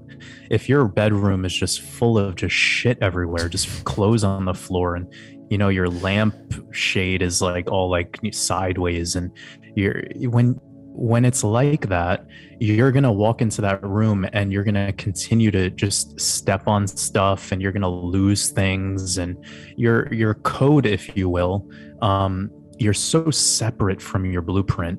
And I suppose one other way of bringing this around in my words with what Logan's talking about with decoding yourself is like you're cleaning up your room. You're like going in there with like a hamper, and you're putting the clothes in it, and then you're going and getting a garbage bag and throwing all the dumb stuff that you've laying around, all the stuff that you don't even care enough to pay attention to, let alone you'll be stepping on it. And I've seen this before. I believe even what's his name has said something like this. Jordan Peterson, who I haven't paid attention to in a really long time, but back when he was making his rounds and he was just getting his fame, he brought up that terminology of just like cleaning your room. And the way he explained it, it resonated with me at the time, and I took that in as a truth. Because once you start to kind of organize what's going on in your reality, and you start to actually see what's hiding behind all of these indoctrinations, all of these, spells that were casted upon you, you actually start to regain access to your true subconscious technology. You actually have these superpowers that are hidden behind all of that, those layers of wallpaper that were meaningless to you, that you were just allowing to be placed on your walls. And most people go through their whole reality, like you said before, where they're not even like a side character in their movie. It's even worse than that. They're like the fifth string, linebacker. They're like so irrelevant. They barely get a salary while they're here. Yeah, you just see the back of them as they walk through the set, and that's it. You don't get and then they look at Tom Cruise and they're like, oh man, I just want to fucking be that guy. And I'll say this. That was Judas in the Jesus story. Like Judas was like, he wanted to be Jesus. He was like jealous of that guy. And he was like, I want to be that guy, bro. But he didn't want to put in the work. He didn't want to put in the work. He didn't want to take the time away from humanity and go study the craft. He didn't want to become a wizard. He just wanted to, ride the coattails of a wizard. And then what happened was the attention, it didn't go towards him. And that's the kiss of death. So you gotta pay attention to the player characters in your life, because as you become in tune with your mastery, with your levels of excellence, you're gonna have people who show up in your life, and you gotta protect yourself even from them. Yep. Because what you believe is loyalty, it comes with conditions, my friends. Like, you need to be aware. Like, this is a big piece to why I don't show my identity. I'm just a master of energy. Like, I'm a I truly feel like I embody that in all ways of life. I don't want to be known. I want to be the knowing. Wow, there's a t-shirt. That's another meme t-shirt for sure. Another one. We spend our time as these superheroes, and we love being known. And I got to a place where I said, when I do Waters Above, it's gonna be done like a high level chess player. It's gonna be done to help others unlock truths of their own. It's not about programming people or my way being the highway and none of that bullshit. Like, this is about wiping away that amnesia. And if you want to be known and you are at this level where you're aware of some of your power, some of your excellence, you're going to attract some people into your life that might seem loyal. They might seem like they love you. But remember, the one who worships you and kisses your feet is the same person that'll nail your hands into the crucifix. Mm-hmm. And this story was shown to us in many ancient civilizations. This isn't solely just like a Greco-Roman embodiment of an idea. This is plagiarized and it's been taught to us in so many ways.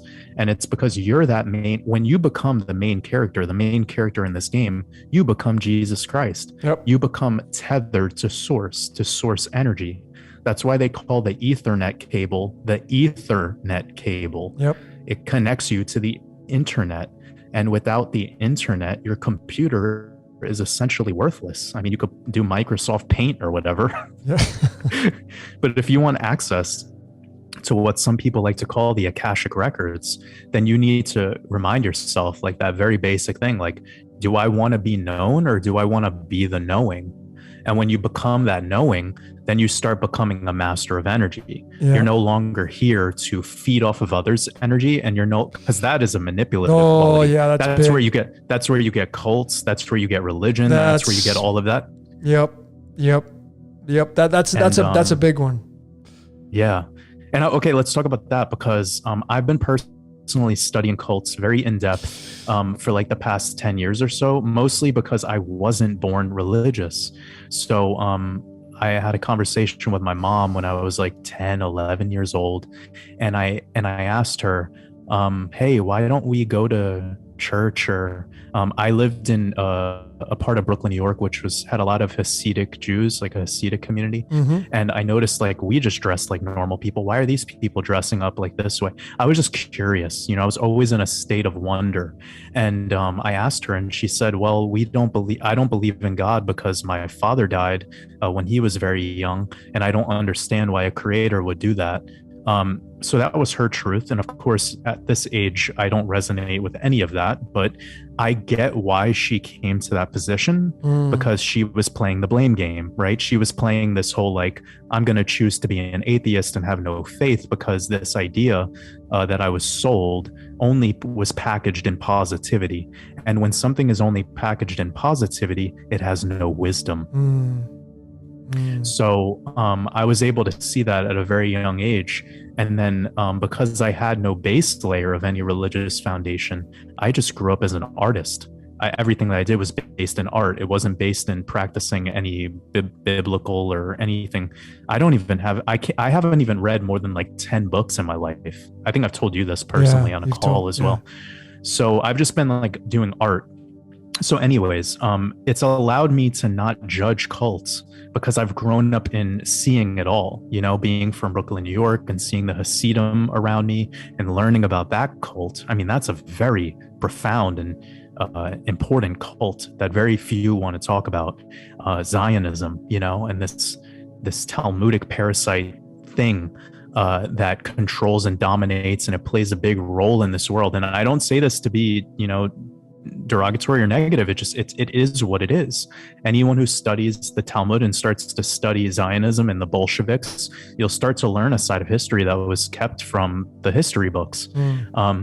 So anyways, lately I've been studying cults a lot lately, and I would love to know a little bit of your take on that, because that's a huge aspect of the energy conversation. Most people go their whole life where they're just being told the story. They're portraying the form of scripture that the group believes in, the group think, and that is what they give all their energy to.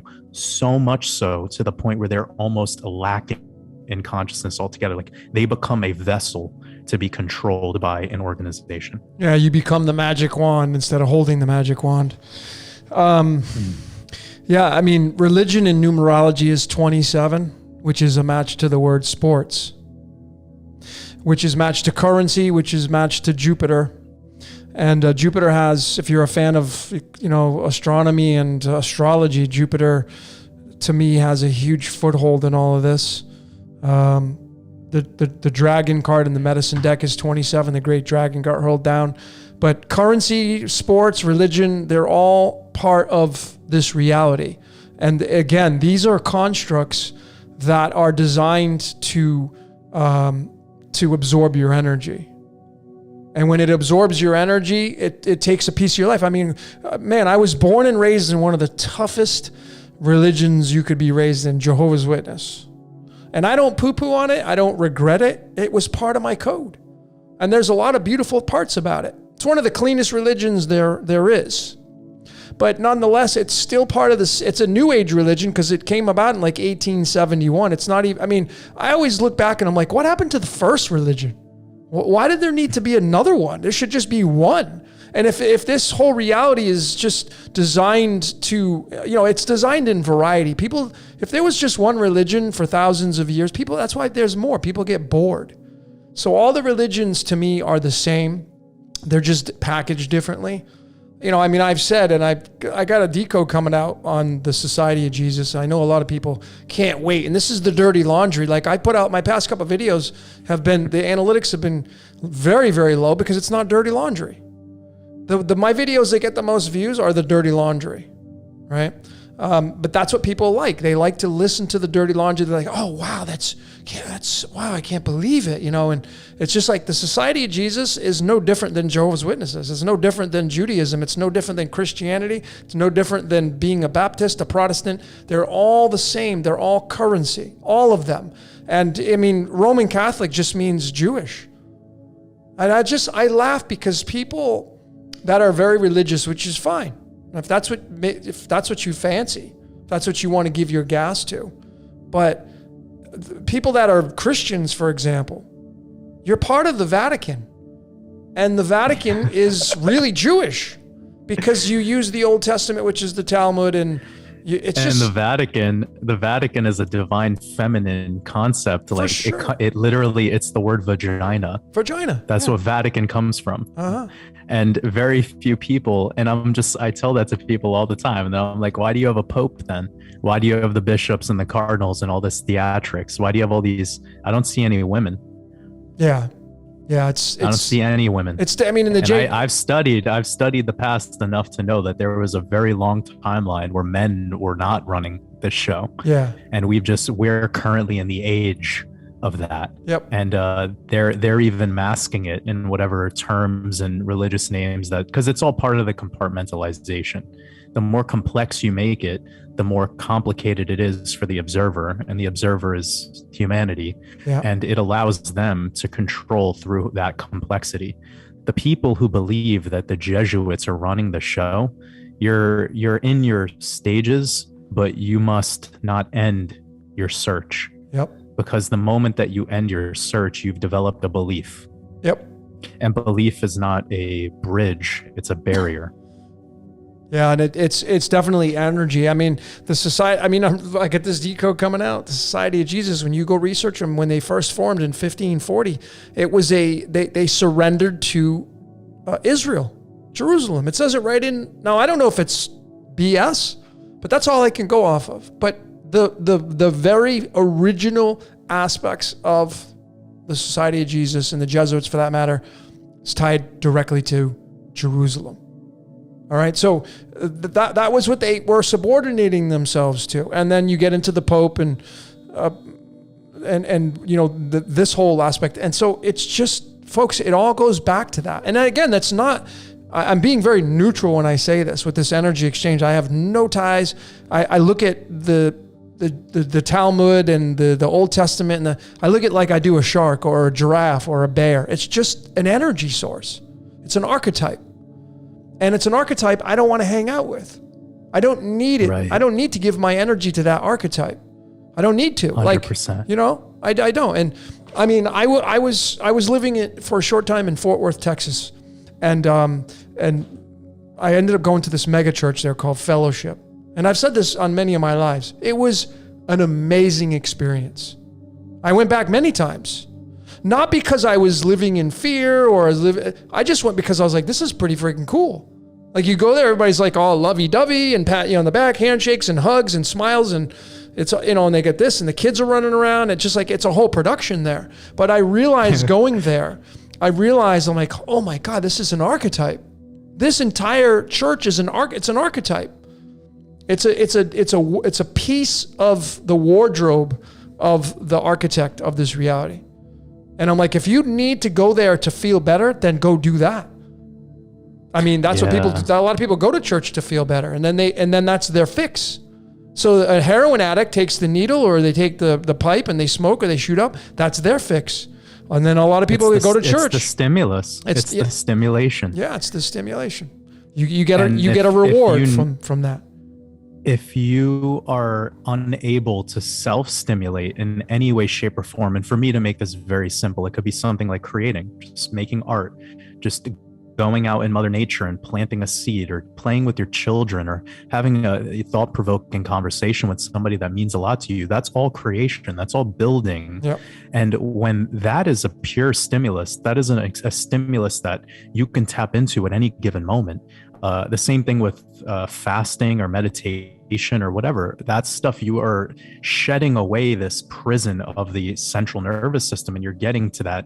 You're actually seeing the machinations of what's going on in this simulated reality that we're calling the Matrix, or whatever you would like to believe. But what's deeper here is how do we have and allow the stimulus of everyone without controlling it? And that's where the religion and where the cult and where all of this stuff starts to become a little bit disastrous, because I look at like a Baptist church and I'm seeing them singing, and the fucking drummers are always like the best drummers on earth. And as a musician, I'm just like, oh my God, man, like I would love to jam with these people. They're incredible. And I listen to gospel church music all the time. And like, you've heard this whole transmission thus far, you would never assume such a thing, but it's because I honor greatness. I honor talent. I honor skill.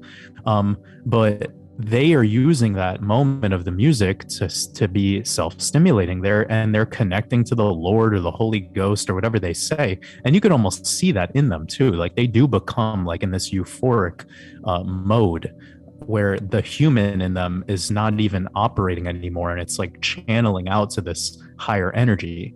And I see that, and I value that, and I think that's such a beautiful thing. But how do we do that while allowing each other's truth and not centralizing truth and having it be this kind of rules and regulations system where it starts to create a power hierarchy of not only positions of certain individuals, but also, the deeper, darker religions love to do this thing where once someone breaks the rules, they're given free reign to like tattletale. And that is something that is huge in things like Scientology and the fundamentalist Latter-day Saints. And I mean, these guys are power players in the United States, which is one of the largest populations on Earth. And these cults operate legally, tax exempt. I mean, they're considered organized religion. And even things like the Hasidim, what they do with having rabbis be the judges of the community, I mean, they're controlling every aspect of everything.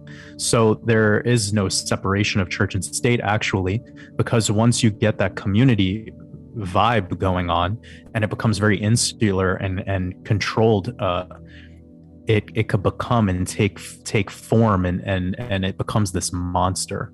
And a lot of people who were born into it, they are, again, like, that's all they know. Yep. So I've found the fundamentalist Mormons to be quite interesting because of not only the polygamy side of things, but just the turning women into like chattel, like turning women into like a currency.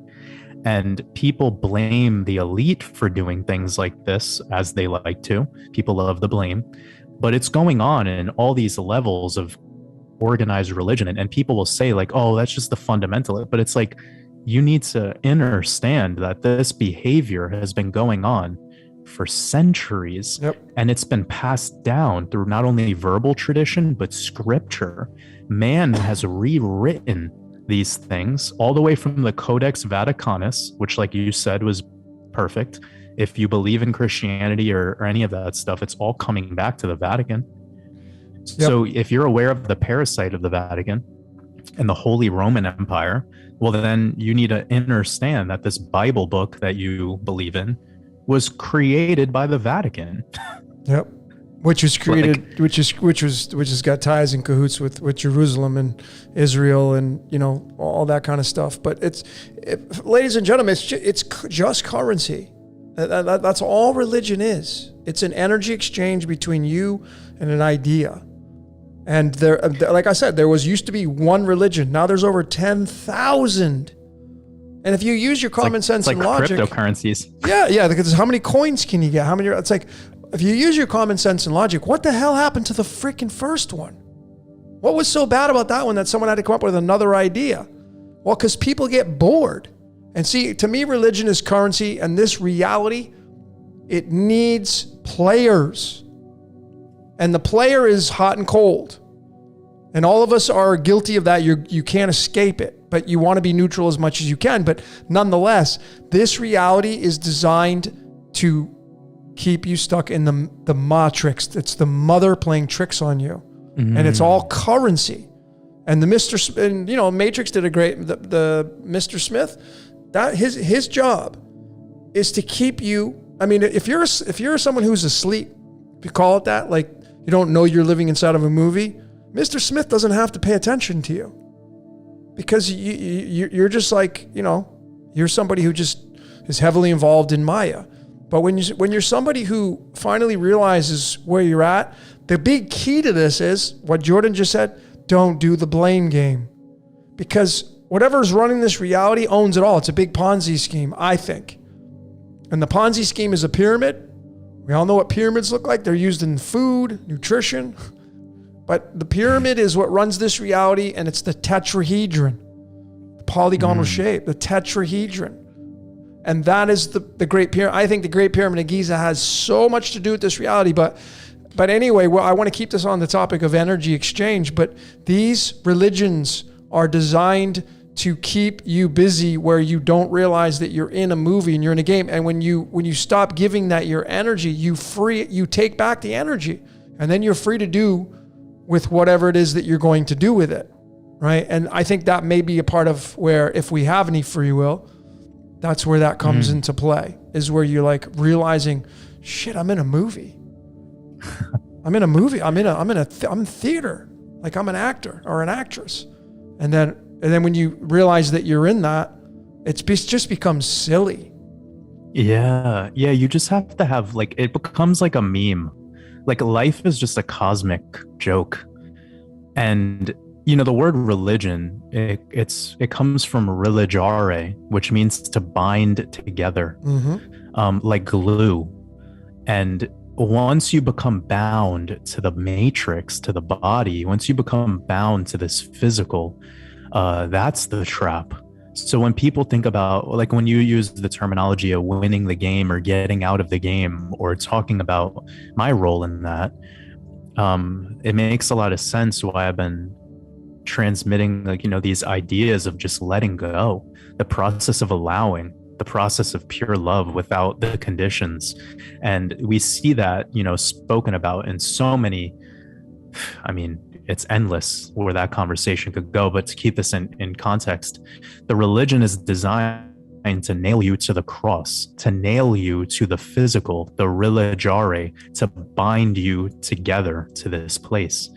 When you disconnect, that's ascension. When you disconnect from the physical and you see that there's something more bigger than this, that is the profound awakening. And what you brought up before about the Matrix movie and how when you're completely unaware, there is no Mr. Smith, there is no Agent Smith, sorry. And he only shows up when you start to become in your stages of illumination. And that is, again, like that's kind of this battle that we face with these truths, and how do we go about it to eventually just let go of fighting that desire to be right and to always win and to always be the one who's the most true. And that was what Neo was struggling with until the end of the third movie, where he lost Trinity, which is love. When he lost his physical love, and then he decided to, you know, fully disconnect from the physical reality, with the controller of the machine world, whatever that thing is, the demiurge, I don't know. But when he went through all of that and this final battle scene with Agent Smith, that was amazing how the fight ended. It ended by him stopping fighting. Like when you just give up the fight. Yep. When you don't give it your energy anymore. Yep. It can't dominate you. Can't dominate you. Because that's the thing. I came out with a decal called the Christ Battery. It's one of my most popular. And that was when I first revealed the cross being tied to the flux capacitor in Back to the Future and the letter Y. But I feel like, you know, like when you go to a church, typically they're going to try to sell you something. They want your energy. And they sell you, you know, like some of these churches, did you get born again? Have you given up your life? What are you talking? Well, nothing wrong with my life. My life's the best it's ever been. My life's the best it's ever been. And I feel like, you know, it's just like you have this amazing story of the Christ. And I think it's really been taken out of context. I think there are many composites of this whole idea. But what the church is, you know, I grown up as a JW. Every year it was the Passover, and the Passover was, you go there, it was very sacred, and it was, you know, with the JW faith, they don't actually eat the toast and drink the wine, but they just pass it around. But it's the ritual of what you're doing, and you're literally, it's vampirism, and it's cannibalism. That's exactly what this whole thing is. Take, eat, break it, and then drink. It means my blood. It's vampirism and it's cannibalism.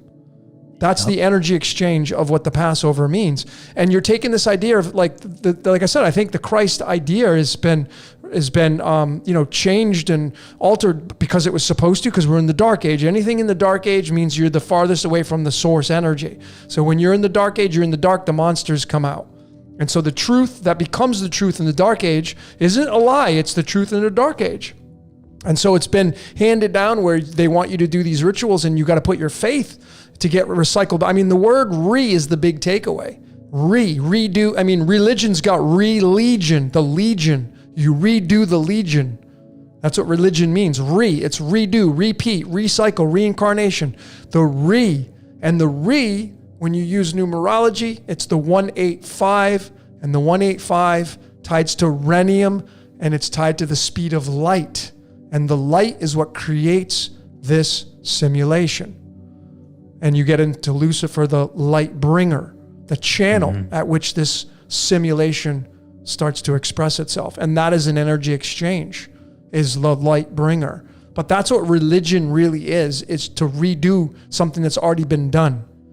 And you're becoming part of a legion. And therefore, when you go do these rituals, you're actually giving your power away. You're giving your energy away. Like, I don't need to believe or be saved to be a good person. Yeah. You know, I don't need that. I'm not, that's not disrespecting an energy that supersedes mine. Cause you know, if there really was a dude named Jesus who walked amongst us, he was a prophet. He was somebody who, you know, probably I would think would be teaching the same stuff that we're teaching. Like, that says be no part of the world. I mean, let thy eye be single. These are all part of like exiting from Maya, the great illusion. And Maya, and you know, it's like Elvis had that amazing song called Suspicious Minds. And I've used it for my decode. And he says, I'm caught in a trap. I can't get out because I love you too much, baby. And I think he was talking about the game of life. And the trap is being stuck in Maya, realizing you're not realizing you're in a movie, in a simulation. You're giving your energy to this, and the game of life needs players, because if everybody stopped playing the game, it would no longer cease to exist. I mean, the empires that have been around for a long time, they're coming to an end. They're coming. I mean, that's why everything's in line right now. You have the Queen just celebrating the 70th Platinum Jubilee. The 70 is the 7th pentagram number.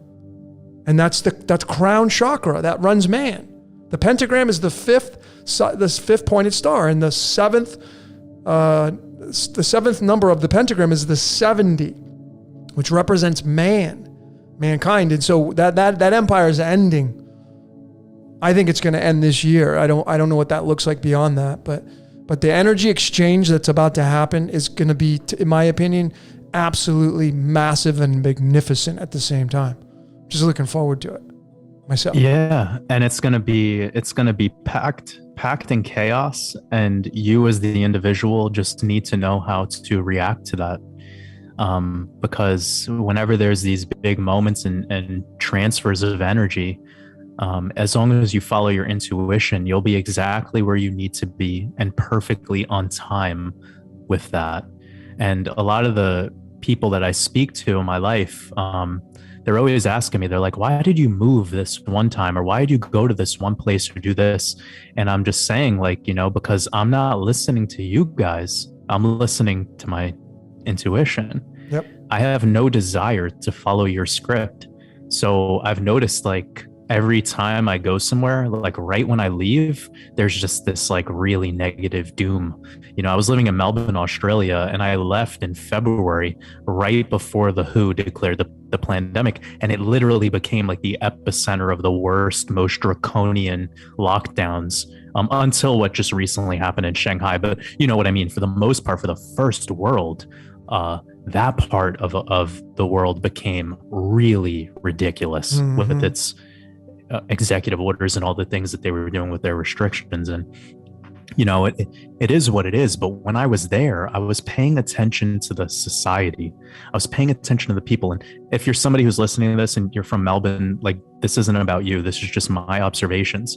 But I learned that the people there were very caught in the Maya. They were very like addicted to the game.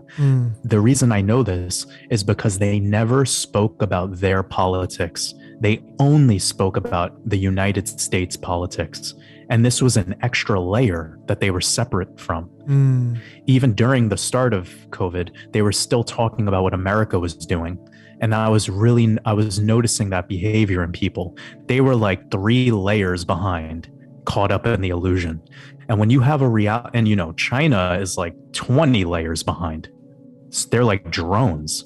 Yeah. So when you have this, and again, like I'm trying to be neutral, but I'm just trying to speak without making it super complicated.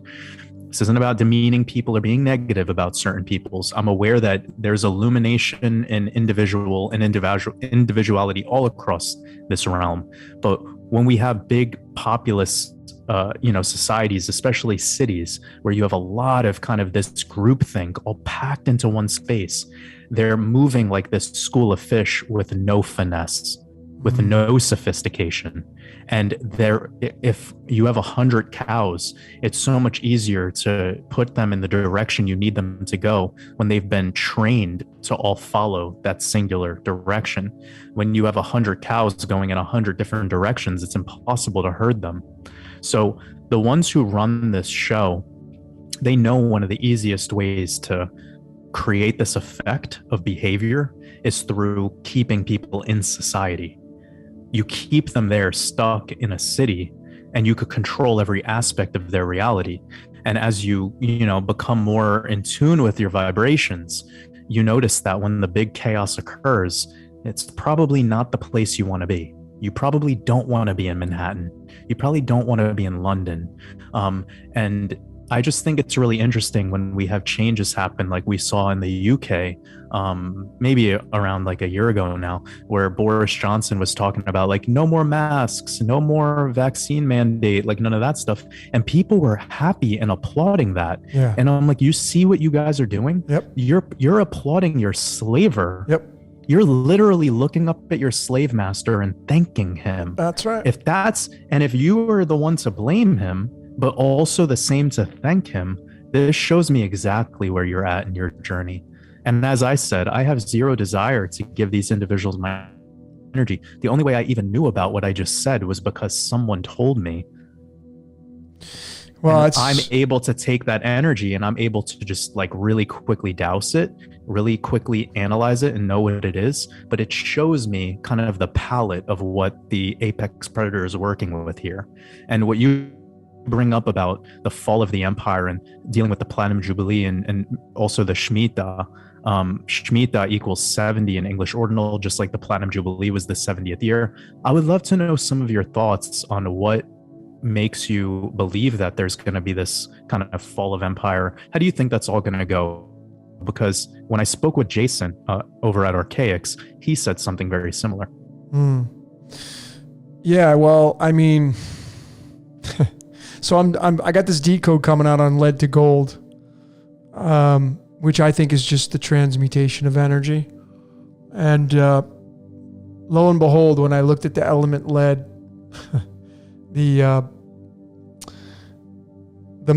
boiling point of lead is 2022 Kelvin. That's so random. It is. I know. And you're like, well, what does that mean? Well, what year are we in? 2022. And what is alchemy? Lead to gold, transmutation of energy. And the element lead has a boiling point, which is the transmutation of that element at 2022 Kelvin, which is measurement of the sun's temperature. So there's a lot of truth to that, but it's not just that. That's just a big banger right there. I mean, we're moving into the Hebrew year, which is going to be the 759th prime number, and 59 means the game of life. 7 means completion. There's that one. We're in the Egyptian calendar prime number year this year, on their calendar. What year is that?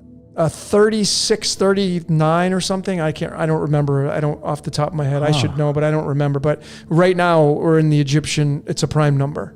Yeah. So this and the 2022 is a triple twos, and 22 is big because it's tied to titanium and it's tied to pi and phi, and it's just mathematically this year moving into, obviously it's going to encroach into other calendars, but 2022 is going to mesh into other calendars, and then you're going to go into 2023. And so, I don't know what that's going to look like. And we could be living in fractals. So if you're like looking for this massive clearing of the board, and you firmly have established your magic and your energy is invested in that may end up becoming what happens in your reality. But for me, it's like I have done as best as I could to release the fear of death. Because, being raised JW, death was like my number one mover and shaker for me. That was what made me get up and move my day, was like, I don't want to die. I don't want to die. And it was like, it wasn't a fear. It wasn't a love of God. It was a fear of God. That whole concept, the idea. And that currency was strong in my life for a long time. But now that I've relinquished that, if I pass on from whatever's about to come, I don't fear it. Now, yeah, it may be different when I'm faced with fear of dying, but as I sit here authentically with all of you, I don't fear it anymore. I don't care, because I've now adopted my belief. My energy goes towards death is just a doorway to another dimension. That's all it is. And it's an opportunity. It's an opportunity, and death is just the beginning, not the ending. So when you look I don't even perceive death as death anymore. Like, I don't even look at it. Like, I feel like I was never born. I feel like I just picked up the baton from like a Titan. Yeah. And like, I was incarnate into this vessel, and like, here I am. And now I'm just remembering more and more every day where I am. Well, that's exactly how I perceive you, just based on just decoding you. Looking at your astrology chart, looking at your life path, looking at your card of illumination. I mean, dude, you have the 7 of diamonds. That is the Saturn card. And then your handler, your spirit card, is the 9 of hearts. That's the Venus card. And those 2 cards they're interchangeable, and they don't share any other energy from a default perspective other than Venus. You are Venus and Saturn. You are the epitome, the incarnation of what Venus and Saturn would come to be and express itself through. And Saturn is running time. Saturn is the great timekeeper, and Saturn is the one that teaches you your lessons until you learn them. And then Venus is love. So what are you teaching everybody on the world stage? Saturn-based energy with a infusion of Venus. Love. Love is allowing. That's what you're all about. And 7 and 9 is gold. So you literally have your whole birthday, your whole name is led to gold.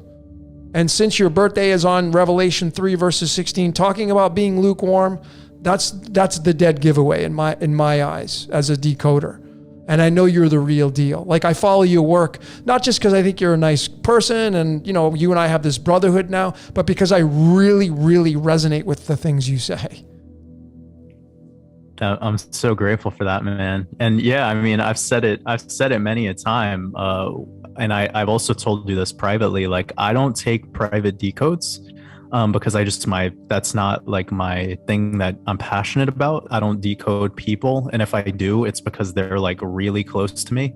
And I've decided to take on that because of a personal connection. But I just send everyone to you because I think you're the greatest decoder right now. Like, in regards to the plethora of value you could provide somebody.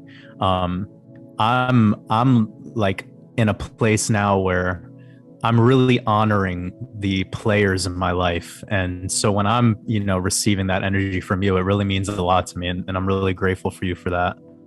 Well, you deserve it, man. I want, for the listeners, because some listeners are here that maybe have not heard your voice before or whatever, but I want to take you back.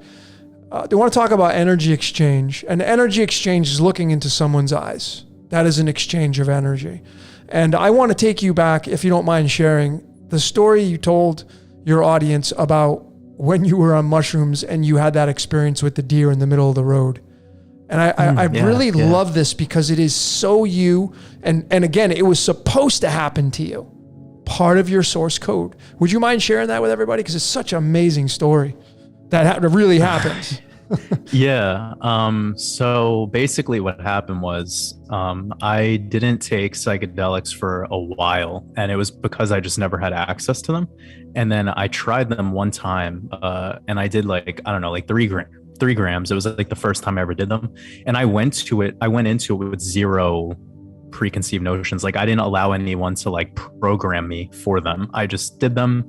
And so then I was like, after that experience, I did them again, like shortly after. Like, I did like 4 or 5 grams. Then the next one, I was like, wow, this is this is something, because it's allowing me to see into things that I wasn't normally, being able to see this easily, but also it didn't have the sensation of, how do I say this? Like, you've done mushrooms. So, there's states where you start to become uncomfortable in the body, where your nose starts to get runny, your eyes start to get watery, and you just feel like this bodily discomfort. And you kind of have to put that on the side to really take away something from it. So with the third experience, and these were all really like, it was like every 3 days I was doing this. And on the third experience, I was sitting on a rug, like an oriental rug. And I looked into the center of the rug, and I saw, like, below the earth was like a huge tree, like a mother tree. And people were down there like worshiping it. And it was so fucking crazy, man. Like, I was like, how am I seeing this hologram? Like, how am I seeing this holographic projection of this scene? So that was the moment where I said, okay, this is something that if you come into this with a free mind, a completely open mind, you can tap into visuals and channel, energy in a way that is profound. So then I went into my fourth trip, and I said, let's take a walk. I remember this, looking at the rug thing. I was noticing that there was similar patterns on similar textures of things that did not change on the next trip. So to make that very simple, I looked at like a stainless steel table 3 days ago on the trip, had these like hieroglyphic patterns. And then the 3 days later, I looked at it and it had the same patterns. So I was making a connection that when I'm not on these mushrooms, I am heavily in a state of optical illusion. What the table really looks like is these fucking these hieroglyphs. So that also made a connection for me with like all the symbolism probably within the, ancient Egyptian and the tribal carvings inside of caves, etc. Like, these were probably influenced by psychedelic experience. And there's a guy named Klindi Inni who explains all of this. He also explains the magic rug concept, and I didn't even know that until after I had that experience. So if I could remember that guy's name, I might have mispronounced it, but he talks about going on 30-gram trips. 40 grams. I couldn't even imagine, when he said 40 grams and I heard him say this with confidence, I started crying because my body took on what that would feel like. Wow. Because I did 7, and that's what leads up to this story. But when he said 40, my stomach felt like it came out of my body, kicked me in the face, and said, "You don't know nothing, son." Like, that was what I felt. And this is what really messed me up. He said that he was having 70-year-old women do 30 grams. He's saying, like, on 30, you see like the Grim Reaper fly across the room. Jesus. I know, man. So like, I'm humble, bro, because I know what it gets like, and it gets deep. And when you're on our level, like, if you understand a lot of the concepts that me and Logan are talking about today, you don't need as much mushrooms as the average person to get this effect, because you already have a base knowledge. You have access to the within, to the infinite. Yep. So anyways, on the following trip, so you're on 7 grams now. So you take 7 grams now. 7, yeah. 7. Okay, and then cool. I usually would start by taking a walk, and then I would go inside because people just bothered me. Like, I could not deal with people. Like, I would see people and I would see them for what they are. Their aura, I would see their aura. Yeah. And I would look down at myself and I would just see like brightness, like radiation coming off my body. And then I was looking at them and I just saw like their faces would look like, I just was able to tell. And then on the same trip, I decided to stay out longer because I was like, well, every discomfort is a fear, and you're lacking that as the opportunity to overcome this. So let's push yourself. Because again, like, if you want to make a change, you have to desire that. So that's how I went into that fourth attempt journey. And So I stayed outside way longer and I saw a deer, and I wasn't supposed to because I was in a city and like there's rarely any deer. And I like the deer didn't have the same quality and aura that the humans had. Like it had this, it just looked wild. The eyes on the deer were different. Like everything was really, and I can't explain it that easily. So where was it located at? It was in the road? I was actually in Portland, and I was leaving kind of a rural part of the city, and I was near like sort of the cusp of a forest meets a park. Okay. On the walk. So yeah, it was definitely in a city, but it was more rural area. But Okay. yes, so I saw this deer, and I looked at the deer and I locked eyes long enough. And this is another thing that people could take away from this experience, because when you're on mushrooms, if you focus your sight onto something, you could interact with it in a way that you would never have. Yeah, you could start to actually like look at the grass, and you'll see the grass like moving and speaking with you, and like it's possible. And unless you've been through that, you don't have an idea. So I looked at the deer, and the deer like literally was like mocking me, like laugh, like kind of like giving me this energy like a child gives you when the child like sees you and just wants to play with you. Yeah. And the deer just like told me that like we allow you guys to do everything that you do. And I was like, you guys? and it was like, yeah. And I was like, what do you, like, in my head, this was all going on. Yeah. And the deer was like, we allow you to do everything that you do. And I was like kill you, destroy your land, like, and it was like, yeah, like.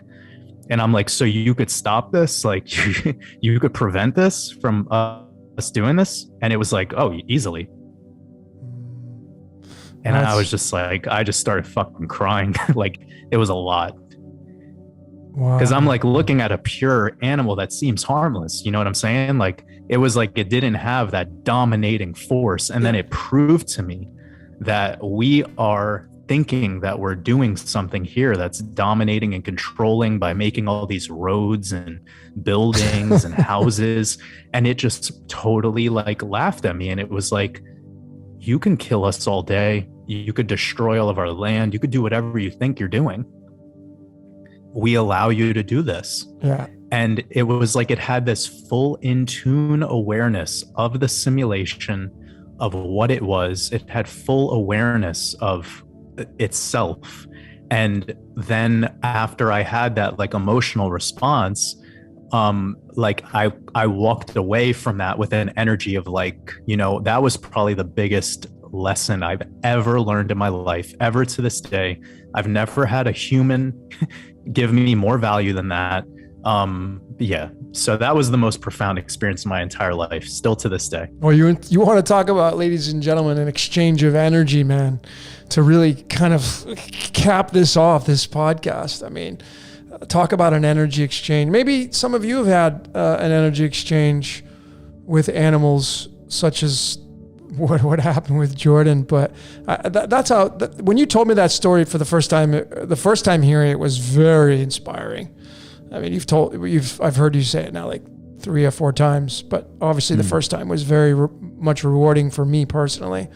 And I really got emotionally involved with that. And, for me, I mean, in the medicine card deck, the 4th card is, I'm born in the 4th, and the 4th card is the deer card. So I like, if you read about the deer energy and the sacred energy to the Native Americans, you realize like the deer is so gentle. And I mean, it totally describes my personality. I'm a big pushover. Like I have this gentle energy about me that, I just really want everybody to feel, where like just become nameless and blameless and, and give that kind of energy out to the world. And again, we've been talking about this exchange of energy, and the blame game is a big one since the decoding population has been increasing.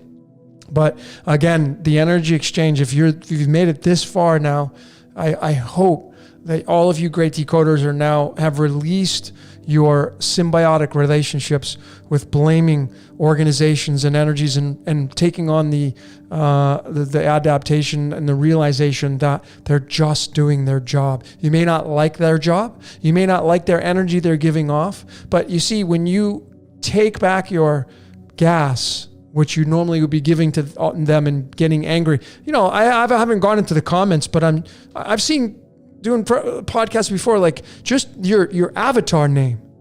What's your avatar name say about you? Some of you have probably avatars names that you could change that are not a good display of energy. And then some of your comments, like, I don't know, well, there's been a lot of comments, I'm sure, because I'm trying to focus just on you and I and our voices. But like, I'm sure there's some of you that if you really were to look back at your comments, is it a good display of energy for you? And I'm saying good, I'm using that as an adjective. Like, is it feeding the layer of this reality to where you're not giving your gas away? Because we talk about some of these concepts like religion, and I know people, screw religion. It's like, do you see where your energy's going when you say that? Like, I'm just saying it's currency. I'm not saying screw them. Right? Right. And I hope that when I spoke about the religions, that I came across in a way that, was really open to it all, because again, like what you were talking about with your experience of going to that mega church and just having you took away your gold. You went in there and got high test fuel. You walked away with diamonds. And that's what I urge everyone to do. You go into every situation and you look at it as an opportunity, and you can't be in judgment. Like when I went through that experience with the deer, I was taught a lot, that like, they don't judge us, man. Like, they're pure, and that purity is powerful. Like, that's where the true power lies. And if you think you're here to control and just dominate with your opinions, you're probably going to slow yourself down, and you're probably going to be in an energy that is very lack-based and very fearful, and you're going to attract a frequency that behaves like you. Yeah. So if you want something grand in this world, if you want beautiful people and beautiful experiences, you have to become beautiful. And that's not about your physical vessel. That's not about the incarnation. That's about your energy. Your energy needs to become beautiful. Energy. Absolutely. I mean, if you want unconditional energy, get a furry. Get a dog or a cat. That's unconditional energy right there. If that's what you want to experience. Yeah, it's very challenging to get unconditional energy from a partner. Because, doing the decodes I have done over the years and doing readings for people that are in partnerships and stuff, like I've been consciously choosing to be by myself for many years now. And then I'm gently reminded when I have friends that are in relationships and I just hear them complain about the other one. And I'm like, it's so nice not have to be in that space, that exchange of energy. And I think relationships are the ultimate sacrifice. With a partnership with another human being, it's the ultimate sacrifice, because you have your code, your cosmic code, and then you exchange your energy with their cosmic code. And the biggest thing is like, how do you not let yourself, hey, you should be doing it this way. I don't like the way you're doing it. And a lot of you don't even say the things that you do. You don't even say, and if you were to actually say the things that are on your mind to your partner, they would probably despise you. And is that being authentic? Like, are you really not saying what's on your mind? Is that being authentic in your eyes? The exchange of energy, because we just talked about you exchanging with the deer. Yeah. Relationships are really controlled by agreeability. Most people just attempt to be agreeable so much just for the satisfaction of getting through the moments, Mm-hmm. And there is a lot of sacrifice in being with another person. And if you're going to continuously just be in a state of agreeability, which is pretending, that's another way to call it, like in basic terms, when you're just pretending so that you're agreed with, or they feel like you're agreeing with them in any way, shape, or form, whether it be your love language or the taste that you have. Because I've seen this happen all the time.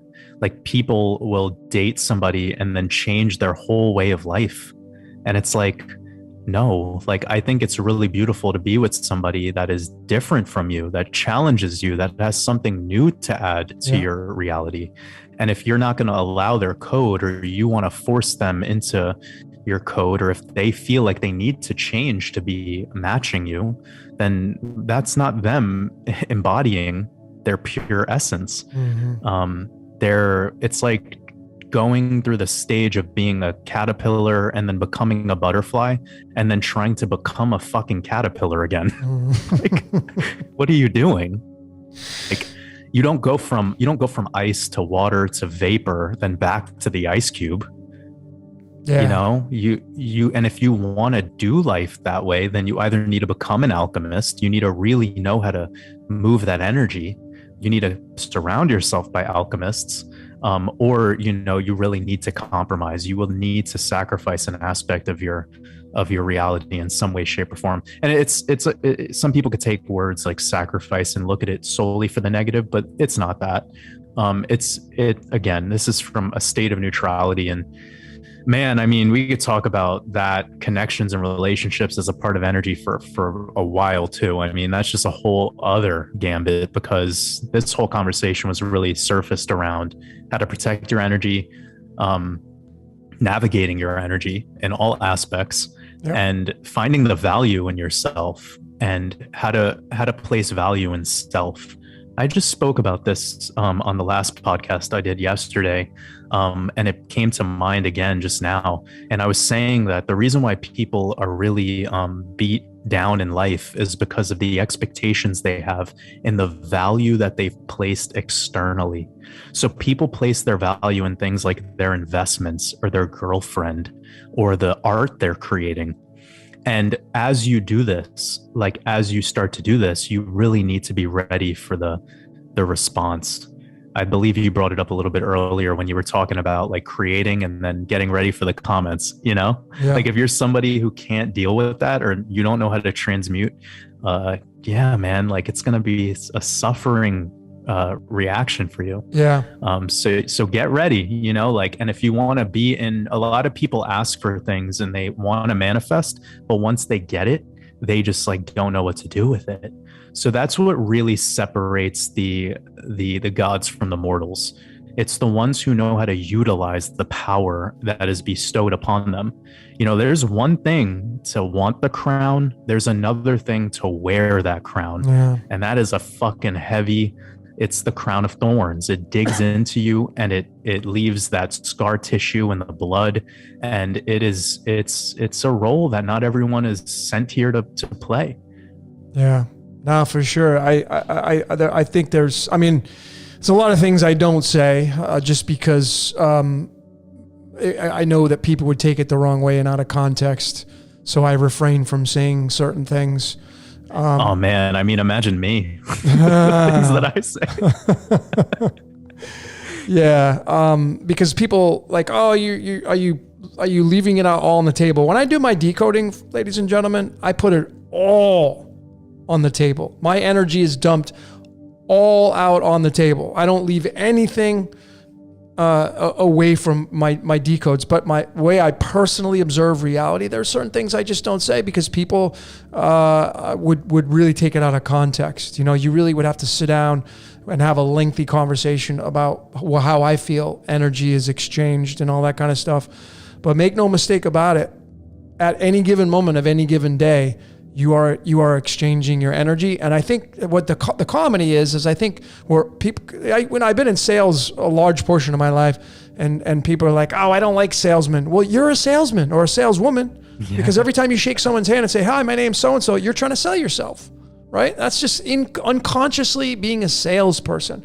And the exchange of energy begins having a conversation at any place and at any time.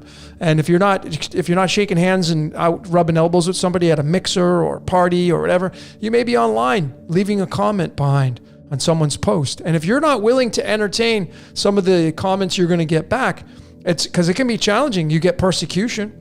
You get people that like they don't agree with you, or they start really pushing your buttons, as they call it, and then you get into the being person who reacts, and there's that again, the react. I want to do more acting instead of reacting. Like I want to give you my lines and be the actor. I want to do less reacting, my exchange of energy. I work on that, and I'm consciously aware of that for me personally. Less reacting and more acting. Be the architect or be the subject.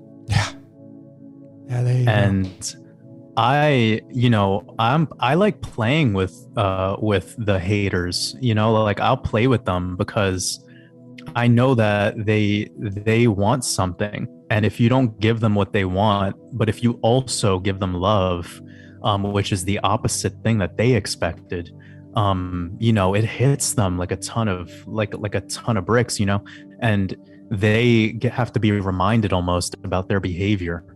And the dog barks for many reasons, but you want to look at it for an opportunity for the self to not get frustrated. Yeah. You don't get frustrated at the dog for barking. You could, like when your baby is crying at 4 a.m. if you have an infant, you could get mad, you could get upset, you don't have any sleep or whatever.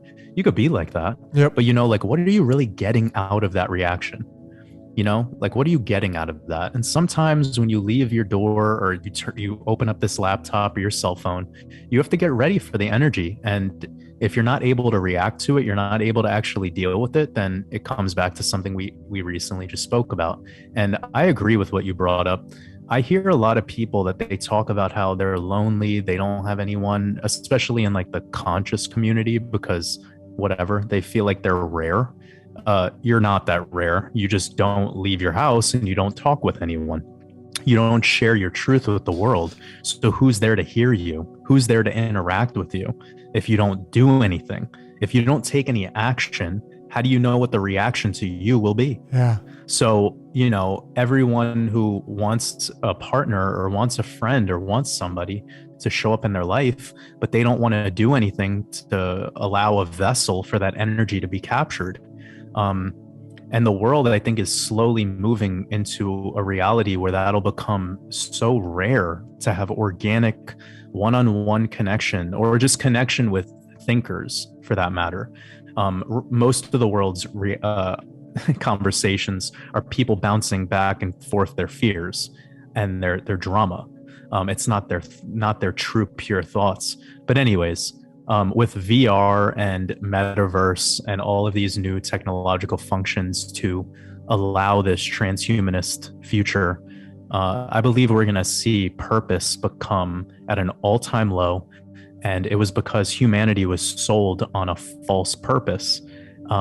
I look at purpose as a very simple thing. It's focused action in the now moment. It doesn't matter what you're doing. It's just purely focused action in the present moment. When you lock in on that, you have an abundance of energy at your disposal. You're the architect. You're not the subject. You're the alchemist. You're the one holding the magic wand, as you said, not being someone else's magic wand. Yep. And in this reality, your opportunity here is to either live your dream or to be used as a resource to fulfill someone else's dream. Ooh.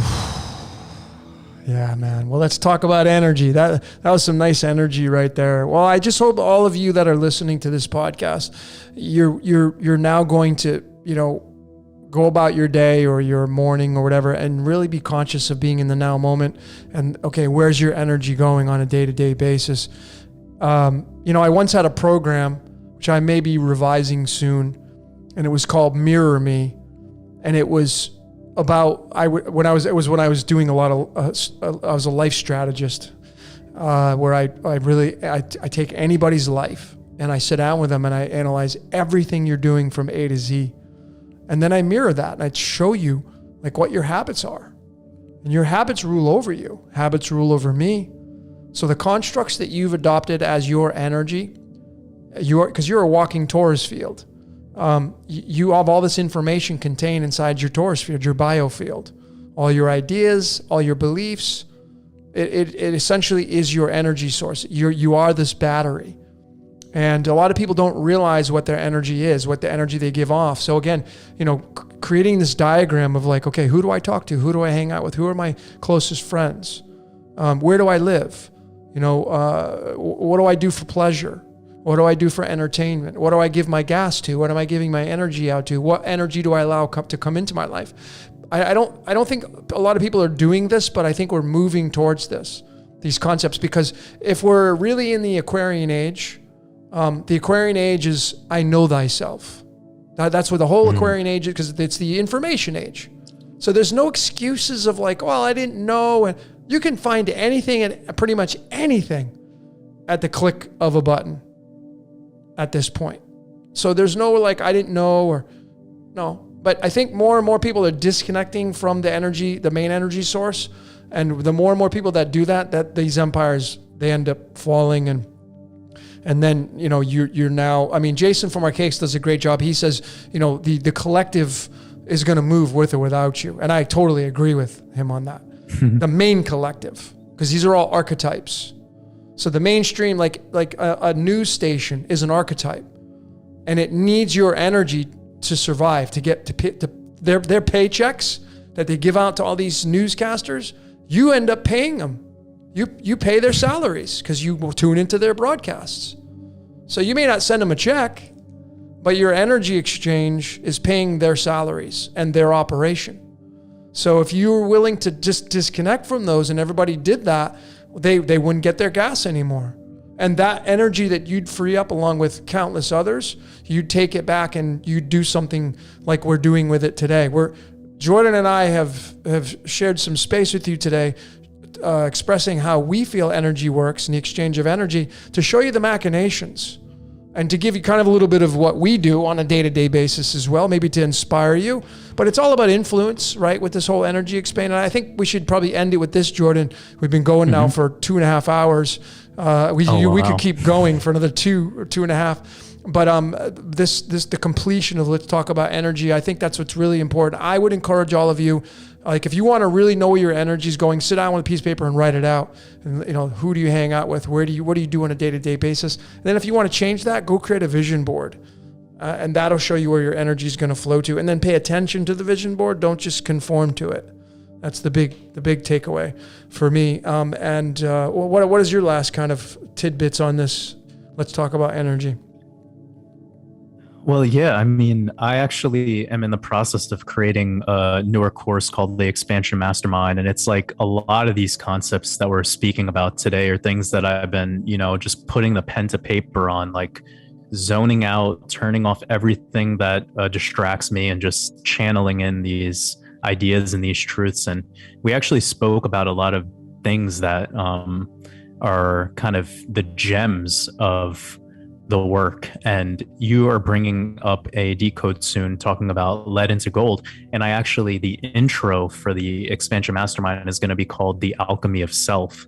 And it's going to be all about like deconstructing that without a decode. So I'm going to I'm not going to watch your decode. I'm going to wait until I've fully done, you know, my work. Sure. And then I can't wait to see how it all marries together in the future when that comes out. But I mean, for me, the biggest takeaways on energy is know thyself and know what your value is, and protect where you place the value of anything in your life when it's not going towards self. And just to remember that all the light shines through the darkness. So whatever you're perceiving as being negative or, you know, horrible or heinous about this world, it's just an opportunity for you to be the brighter light. Don't look at it as you have to dwell in that darkness, in those lower chakras with that lower vibrational frequency. Look at how you can be the opportunist in that moment. And that's how I've been living my life over the past 3 years, particularly since starting this YouTube channel, has been that there is darkness that surrounds us, but I'm not here to point fingers. I'm here to look in the mirror, and I'm here to really be raw and be true to myself and ask myself, like, you know, where do I stand on all of this as the world changes? And what you brought up about the Aquarian age, I think it comes full circle, and we'll end it with this, with something you also said, which is saying like the blame game is out. To me, that's everything about what the Aquarian age concept truthfully is. It's about like the pointing the finger shit is gone. Yep. It's over. It's over. This becomes the journey of self. And for me, the journey of self is all about becoming higher self. You don't find higher self in a forest or no, you become higher self. it's within you, and it's something you have to do the work on, because again, if you want to change your life, you have to change your life. Bill Donahue. And your life is light, and that comes full circle back to being the brightest light. Yep, the brightest light, man. Well, I just wanted to say, I know this is kind of a little off, but I wanted to mention it because I have a course, actually not a course. I have you want to talk about freeing up some energy? Well, I decided it's been a while since I've done a really lengthy detox. So I'm going to be hosting I have a 22-day detox. It's pretty aggressive. And I'm inviting all of you that are willing to. You don't have to do the full 22 days, but not everybody will accomplish it.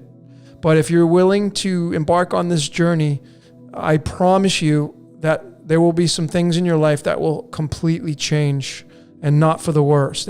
You may feel some ill effects in the beginning, but at the end of it, at the completion, you will become a better energy source. You will free up a lot of stagnant energy.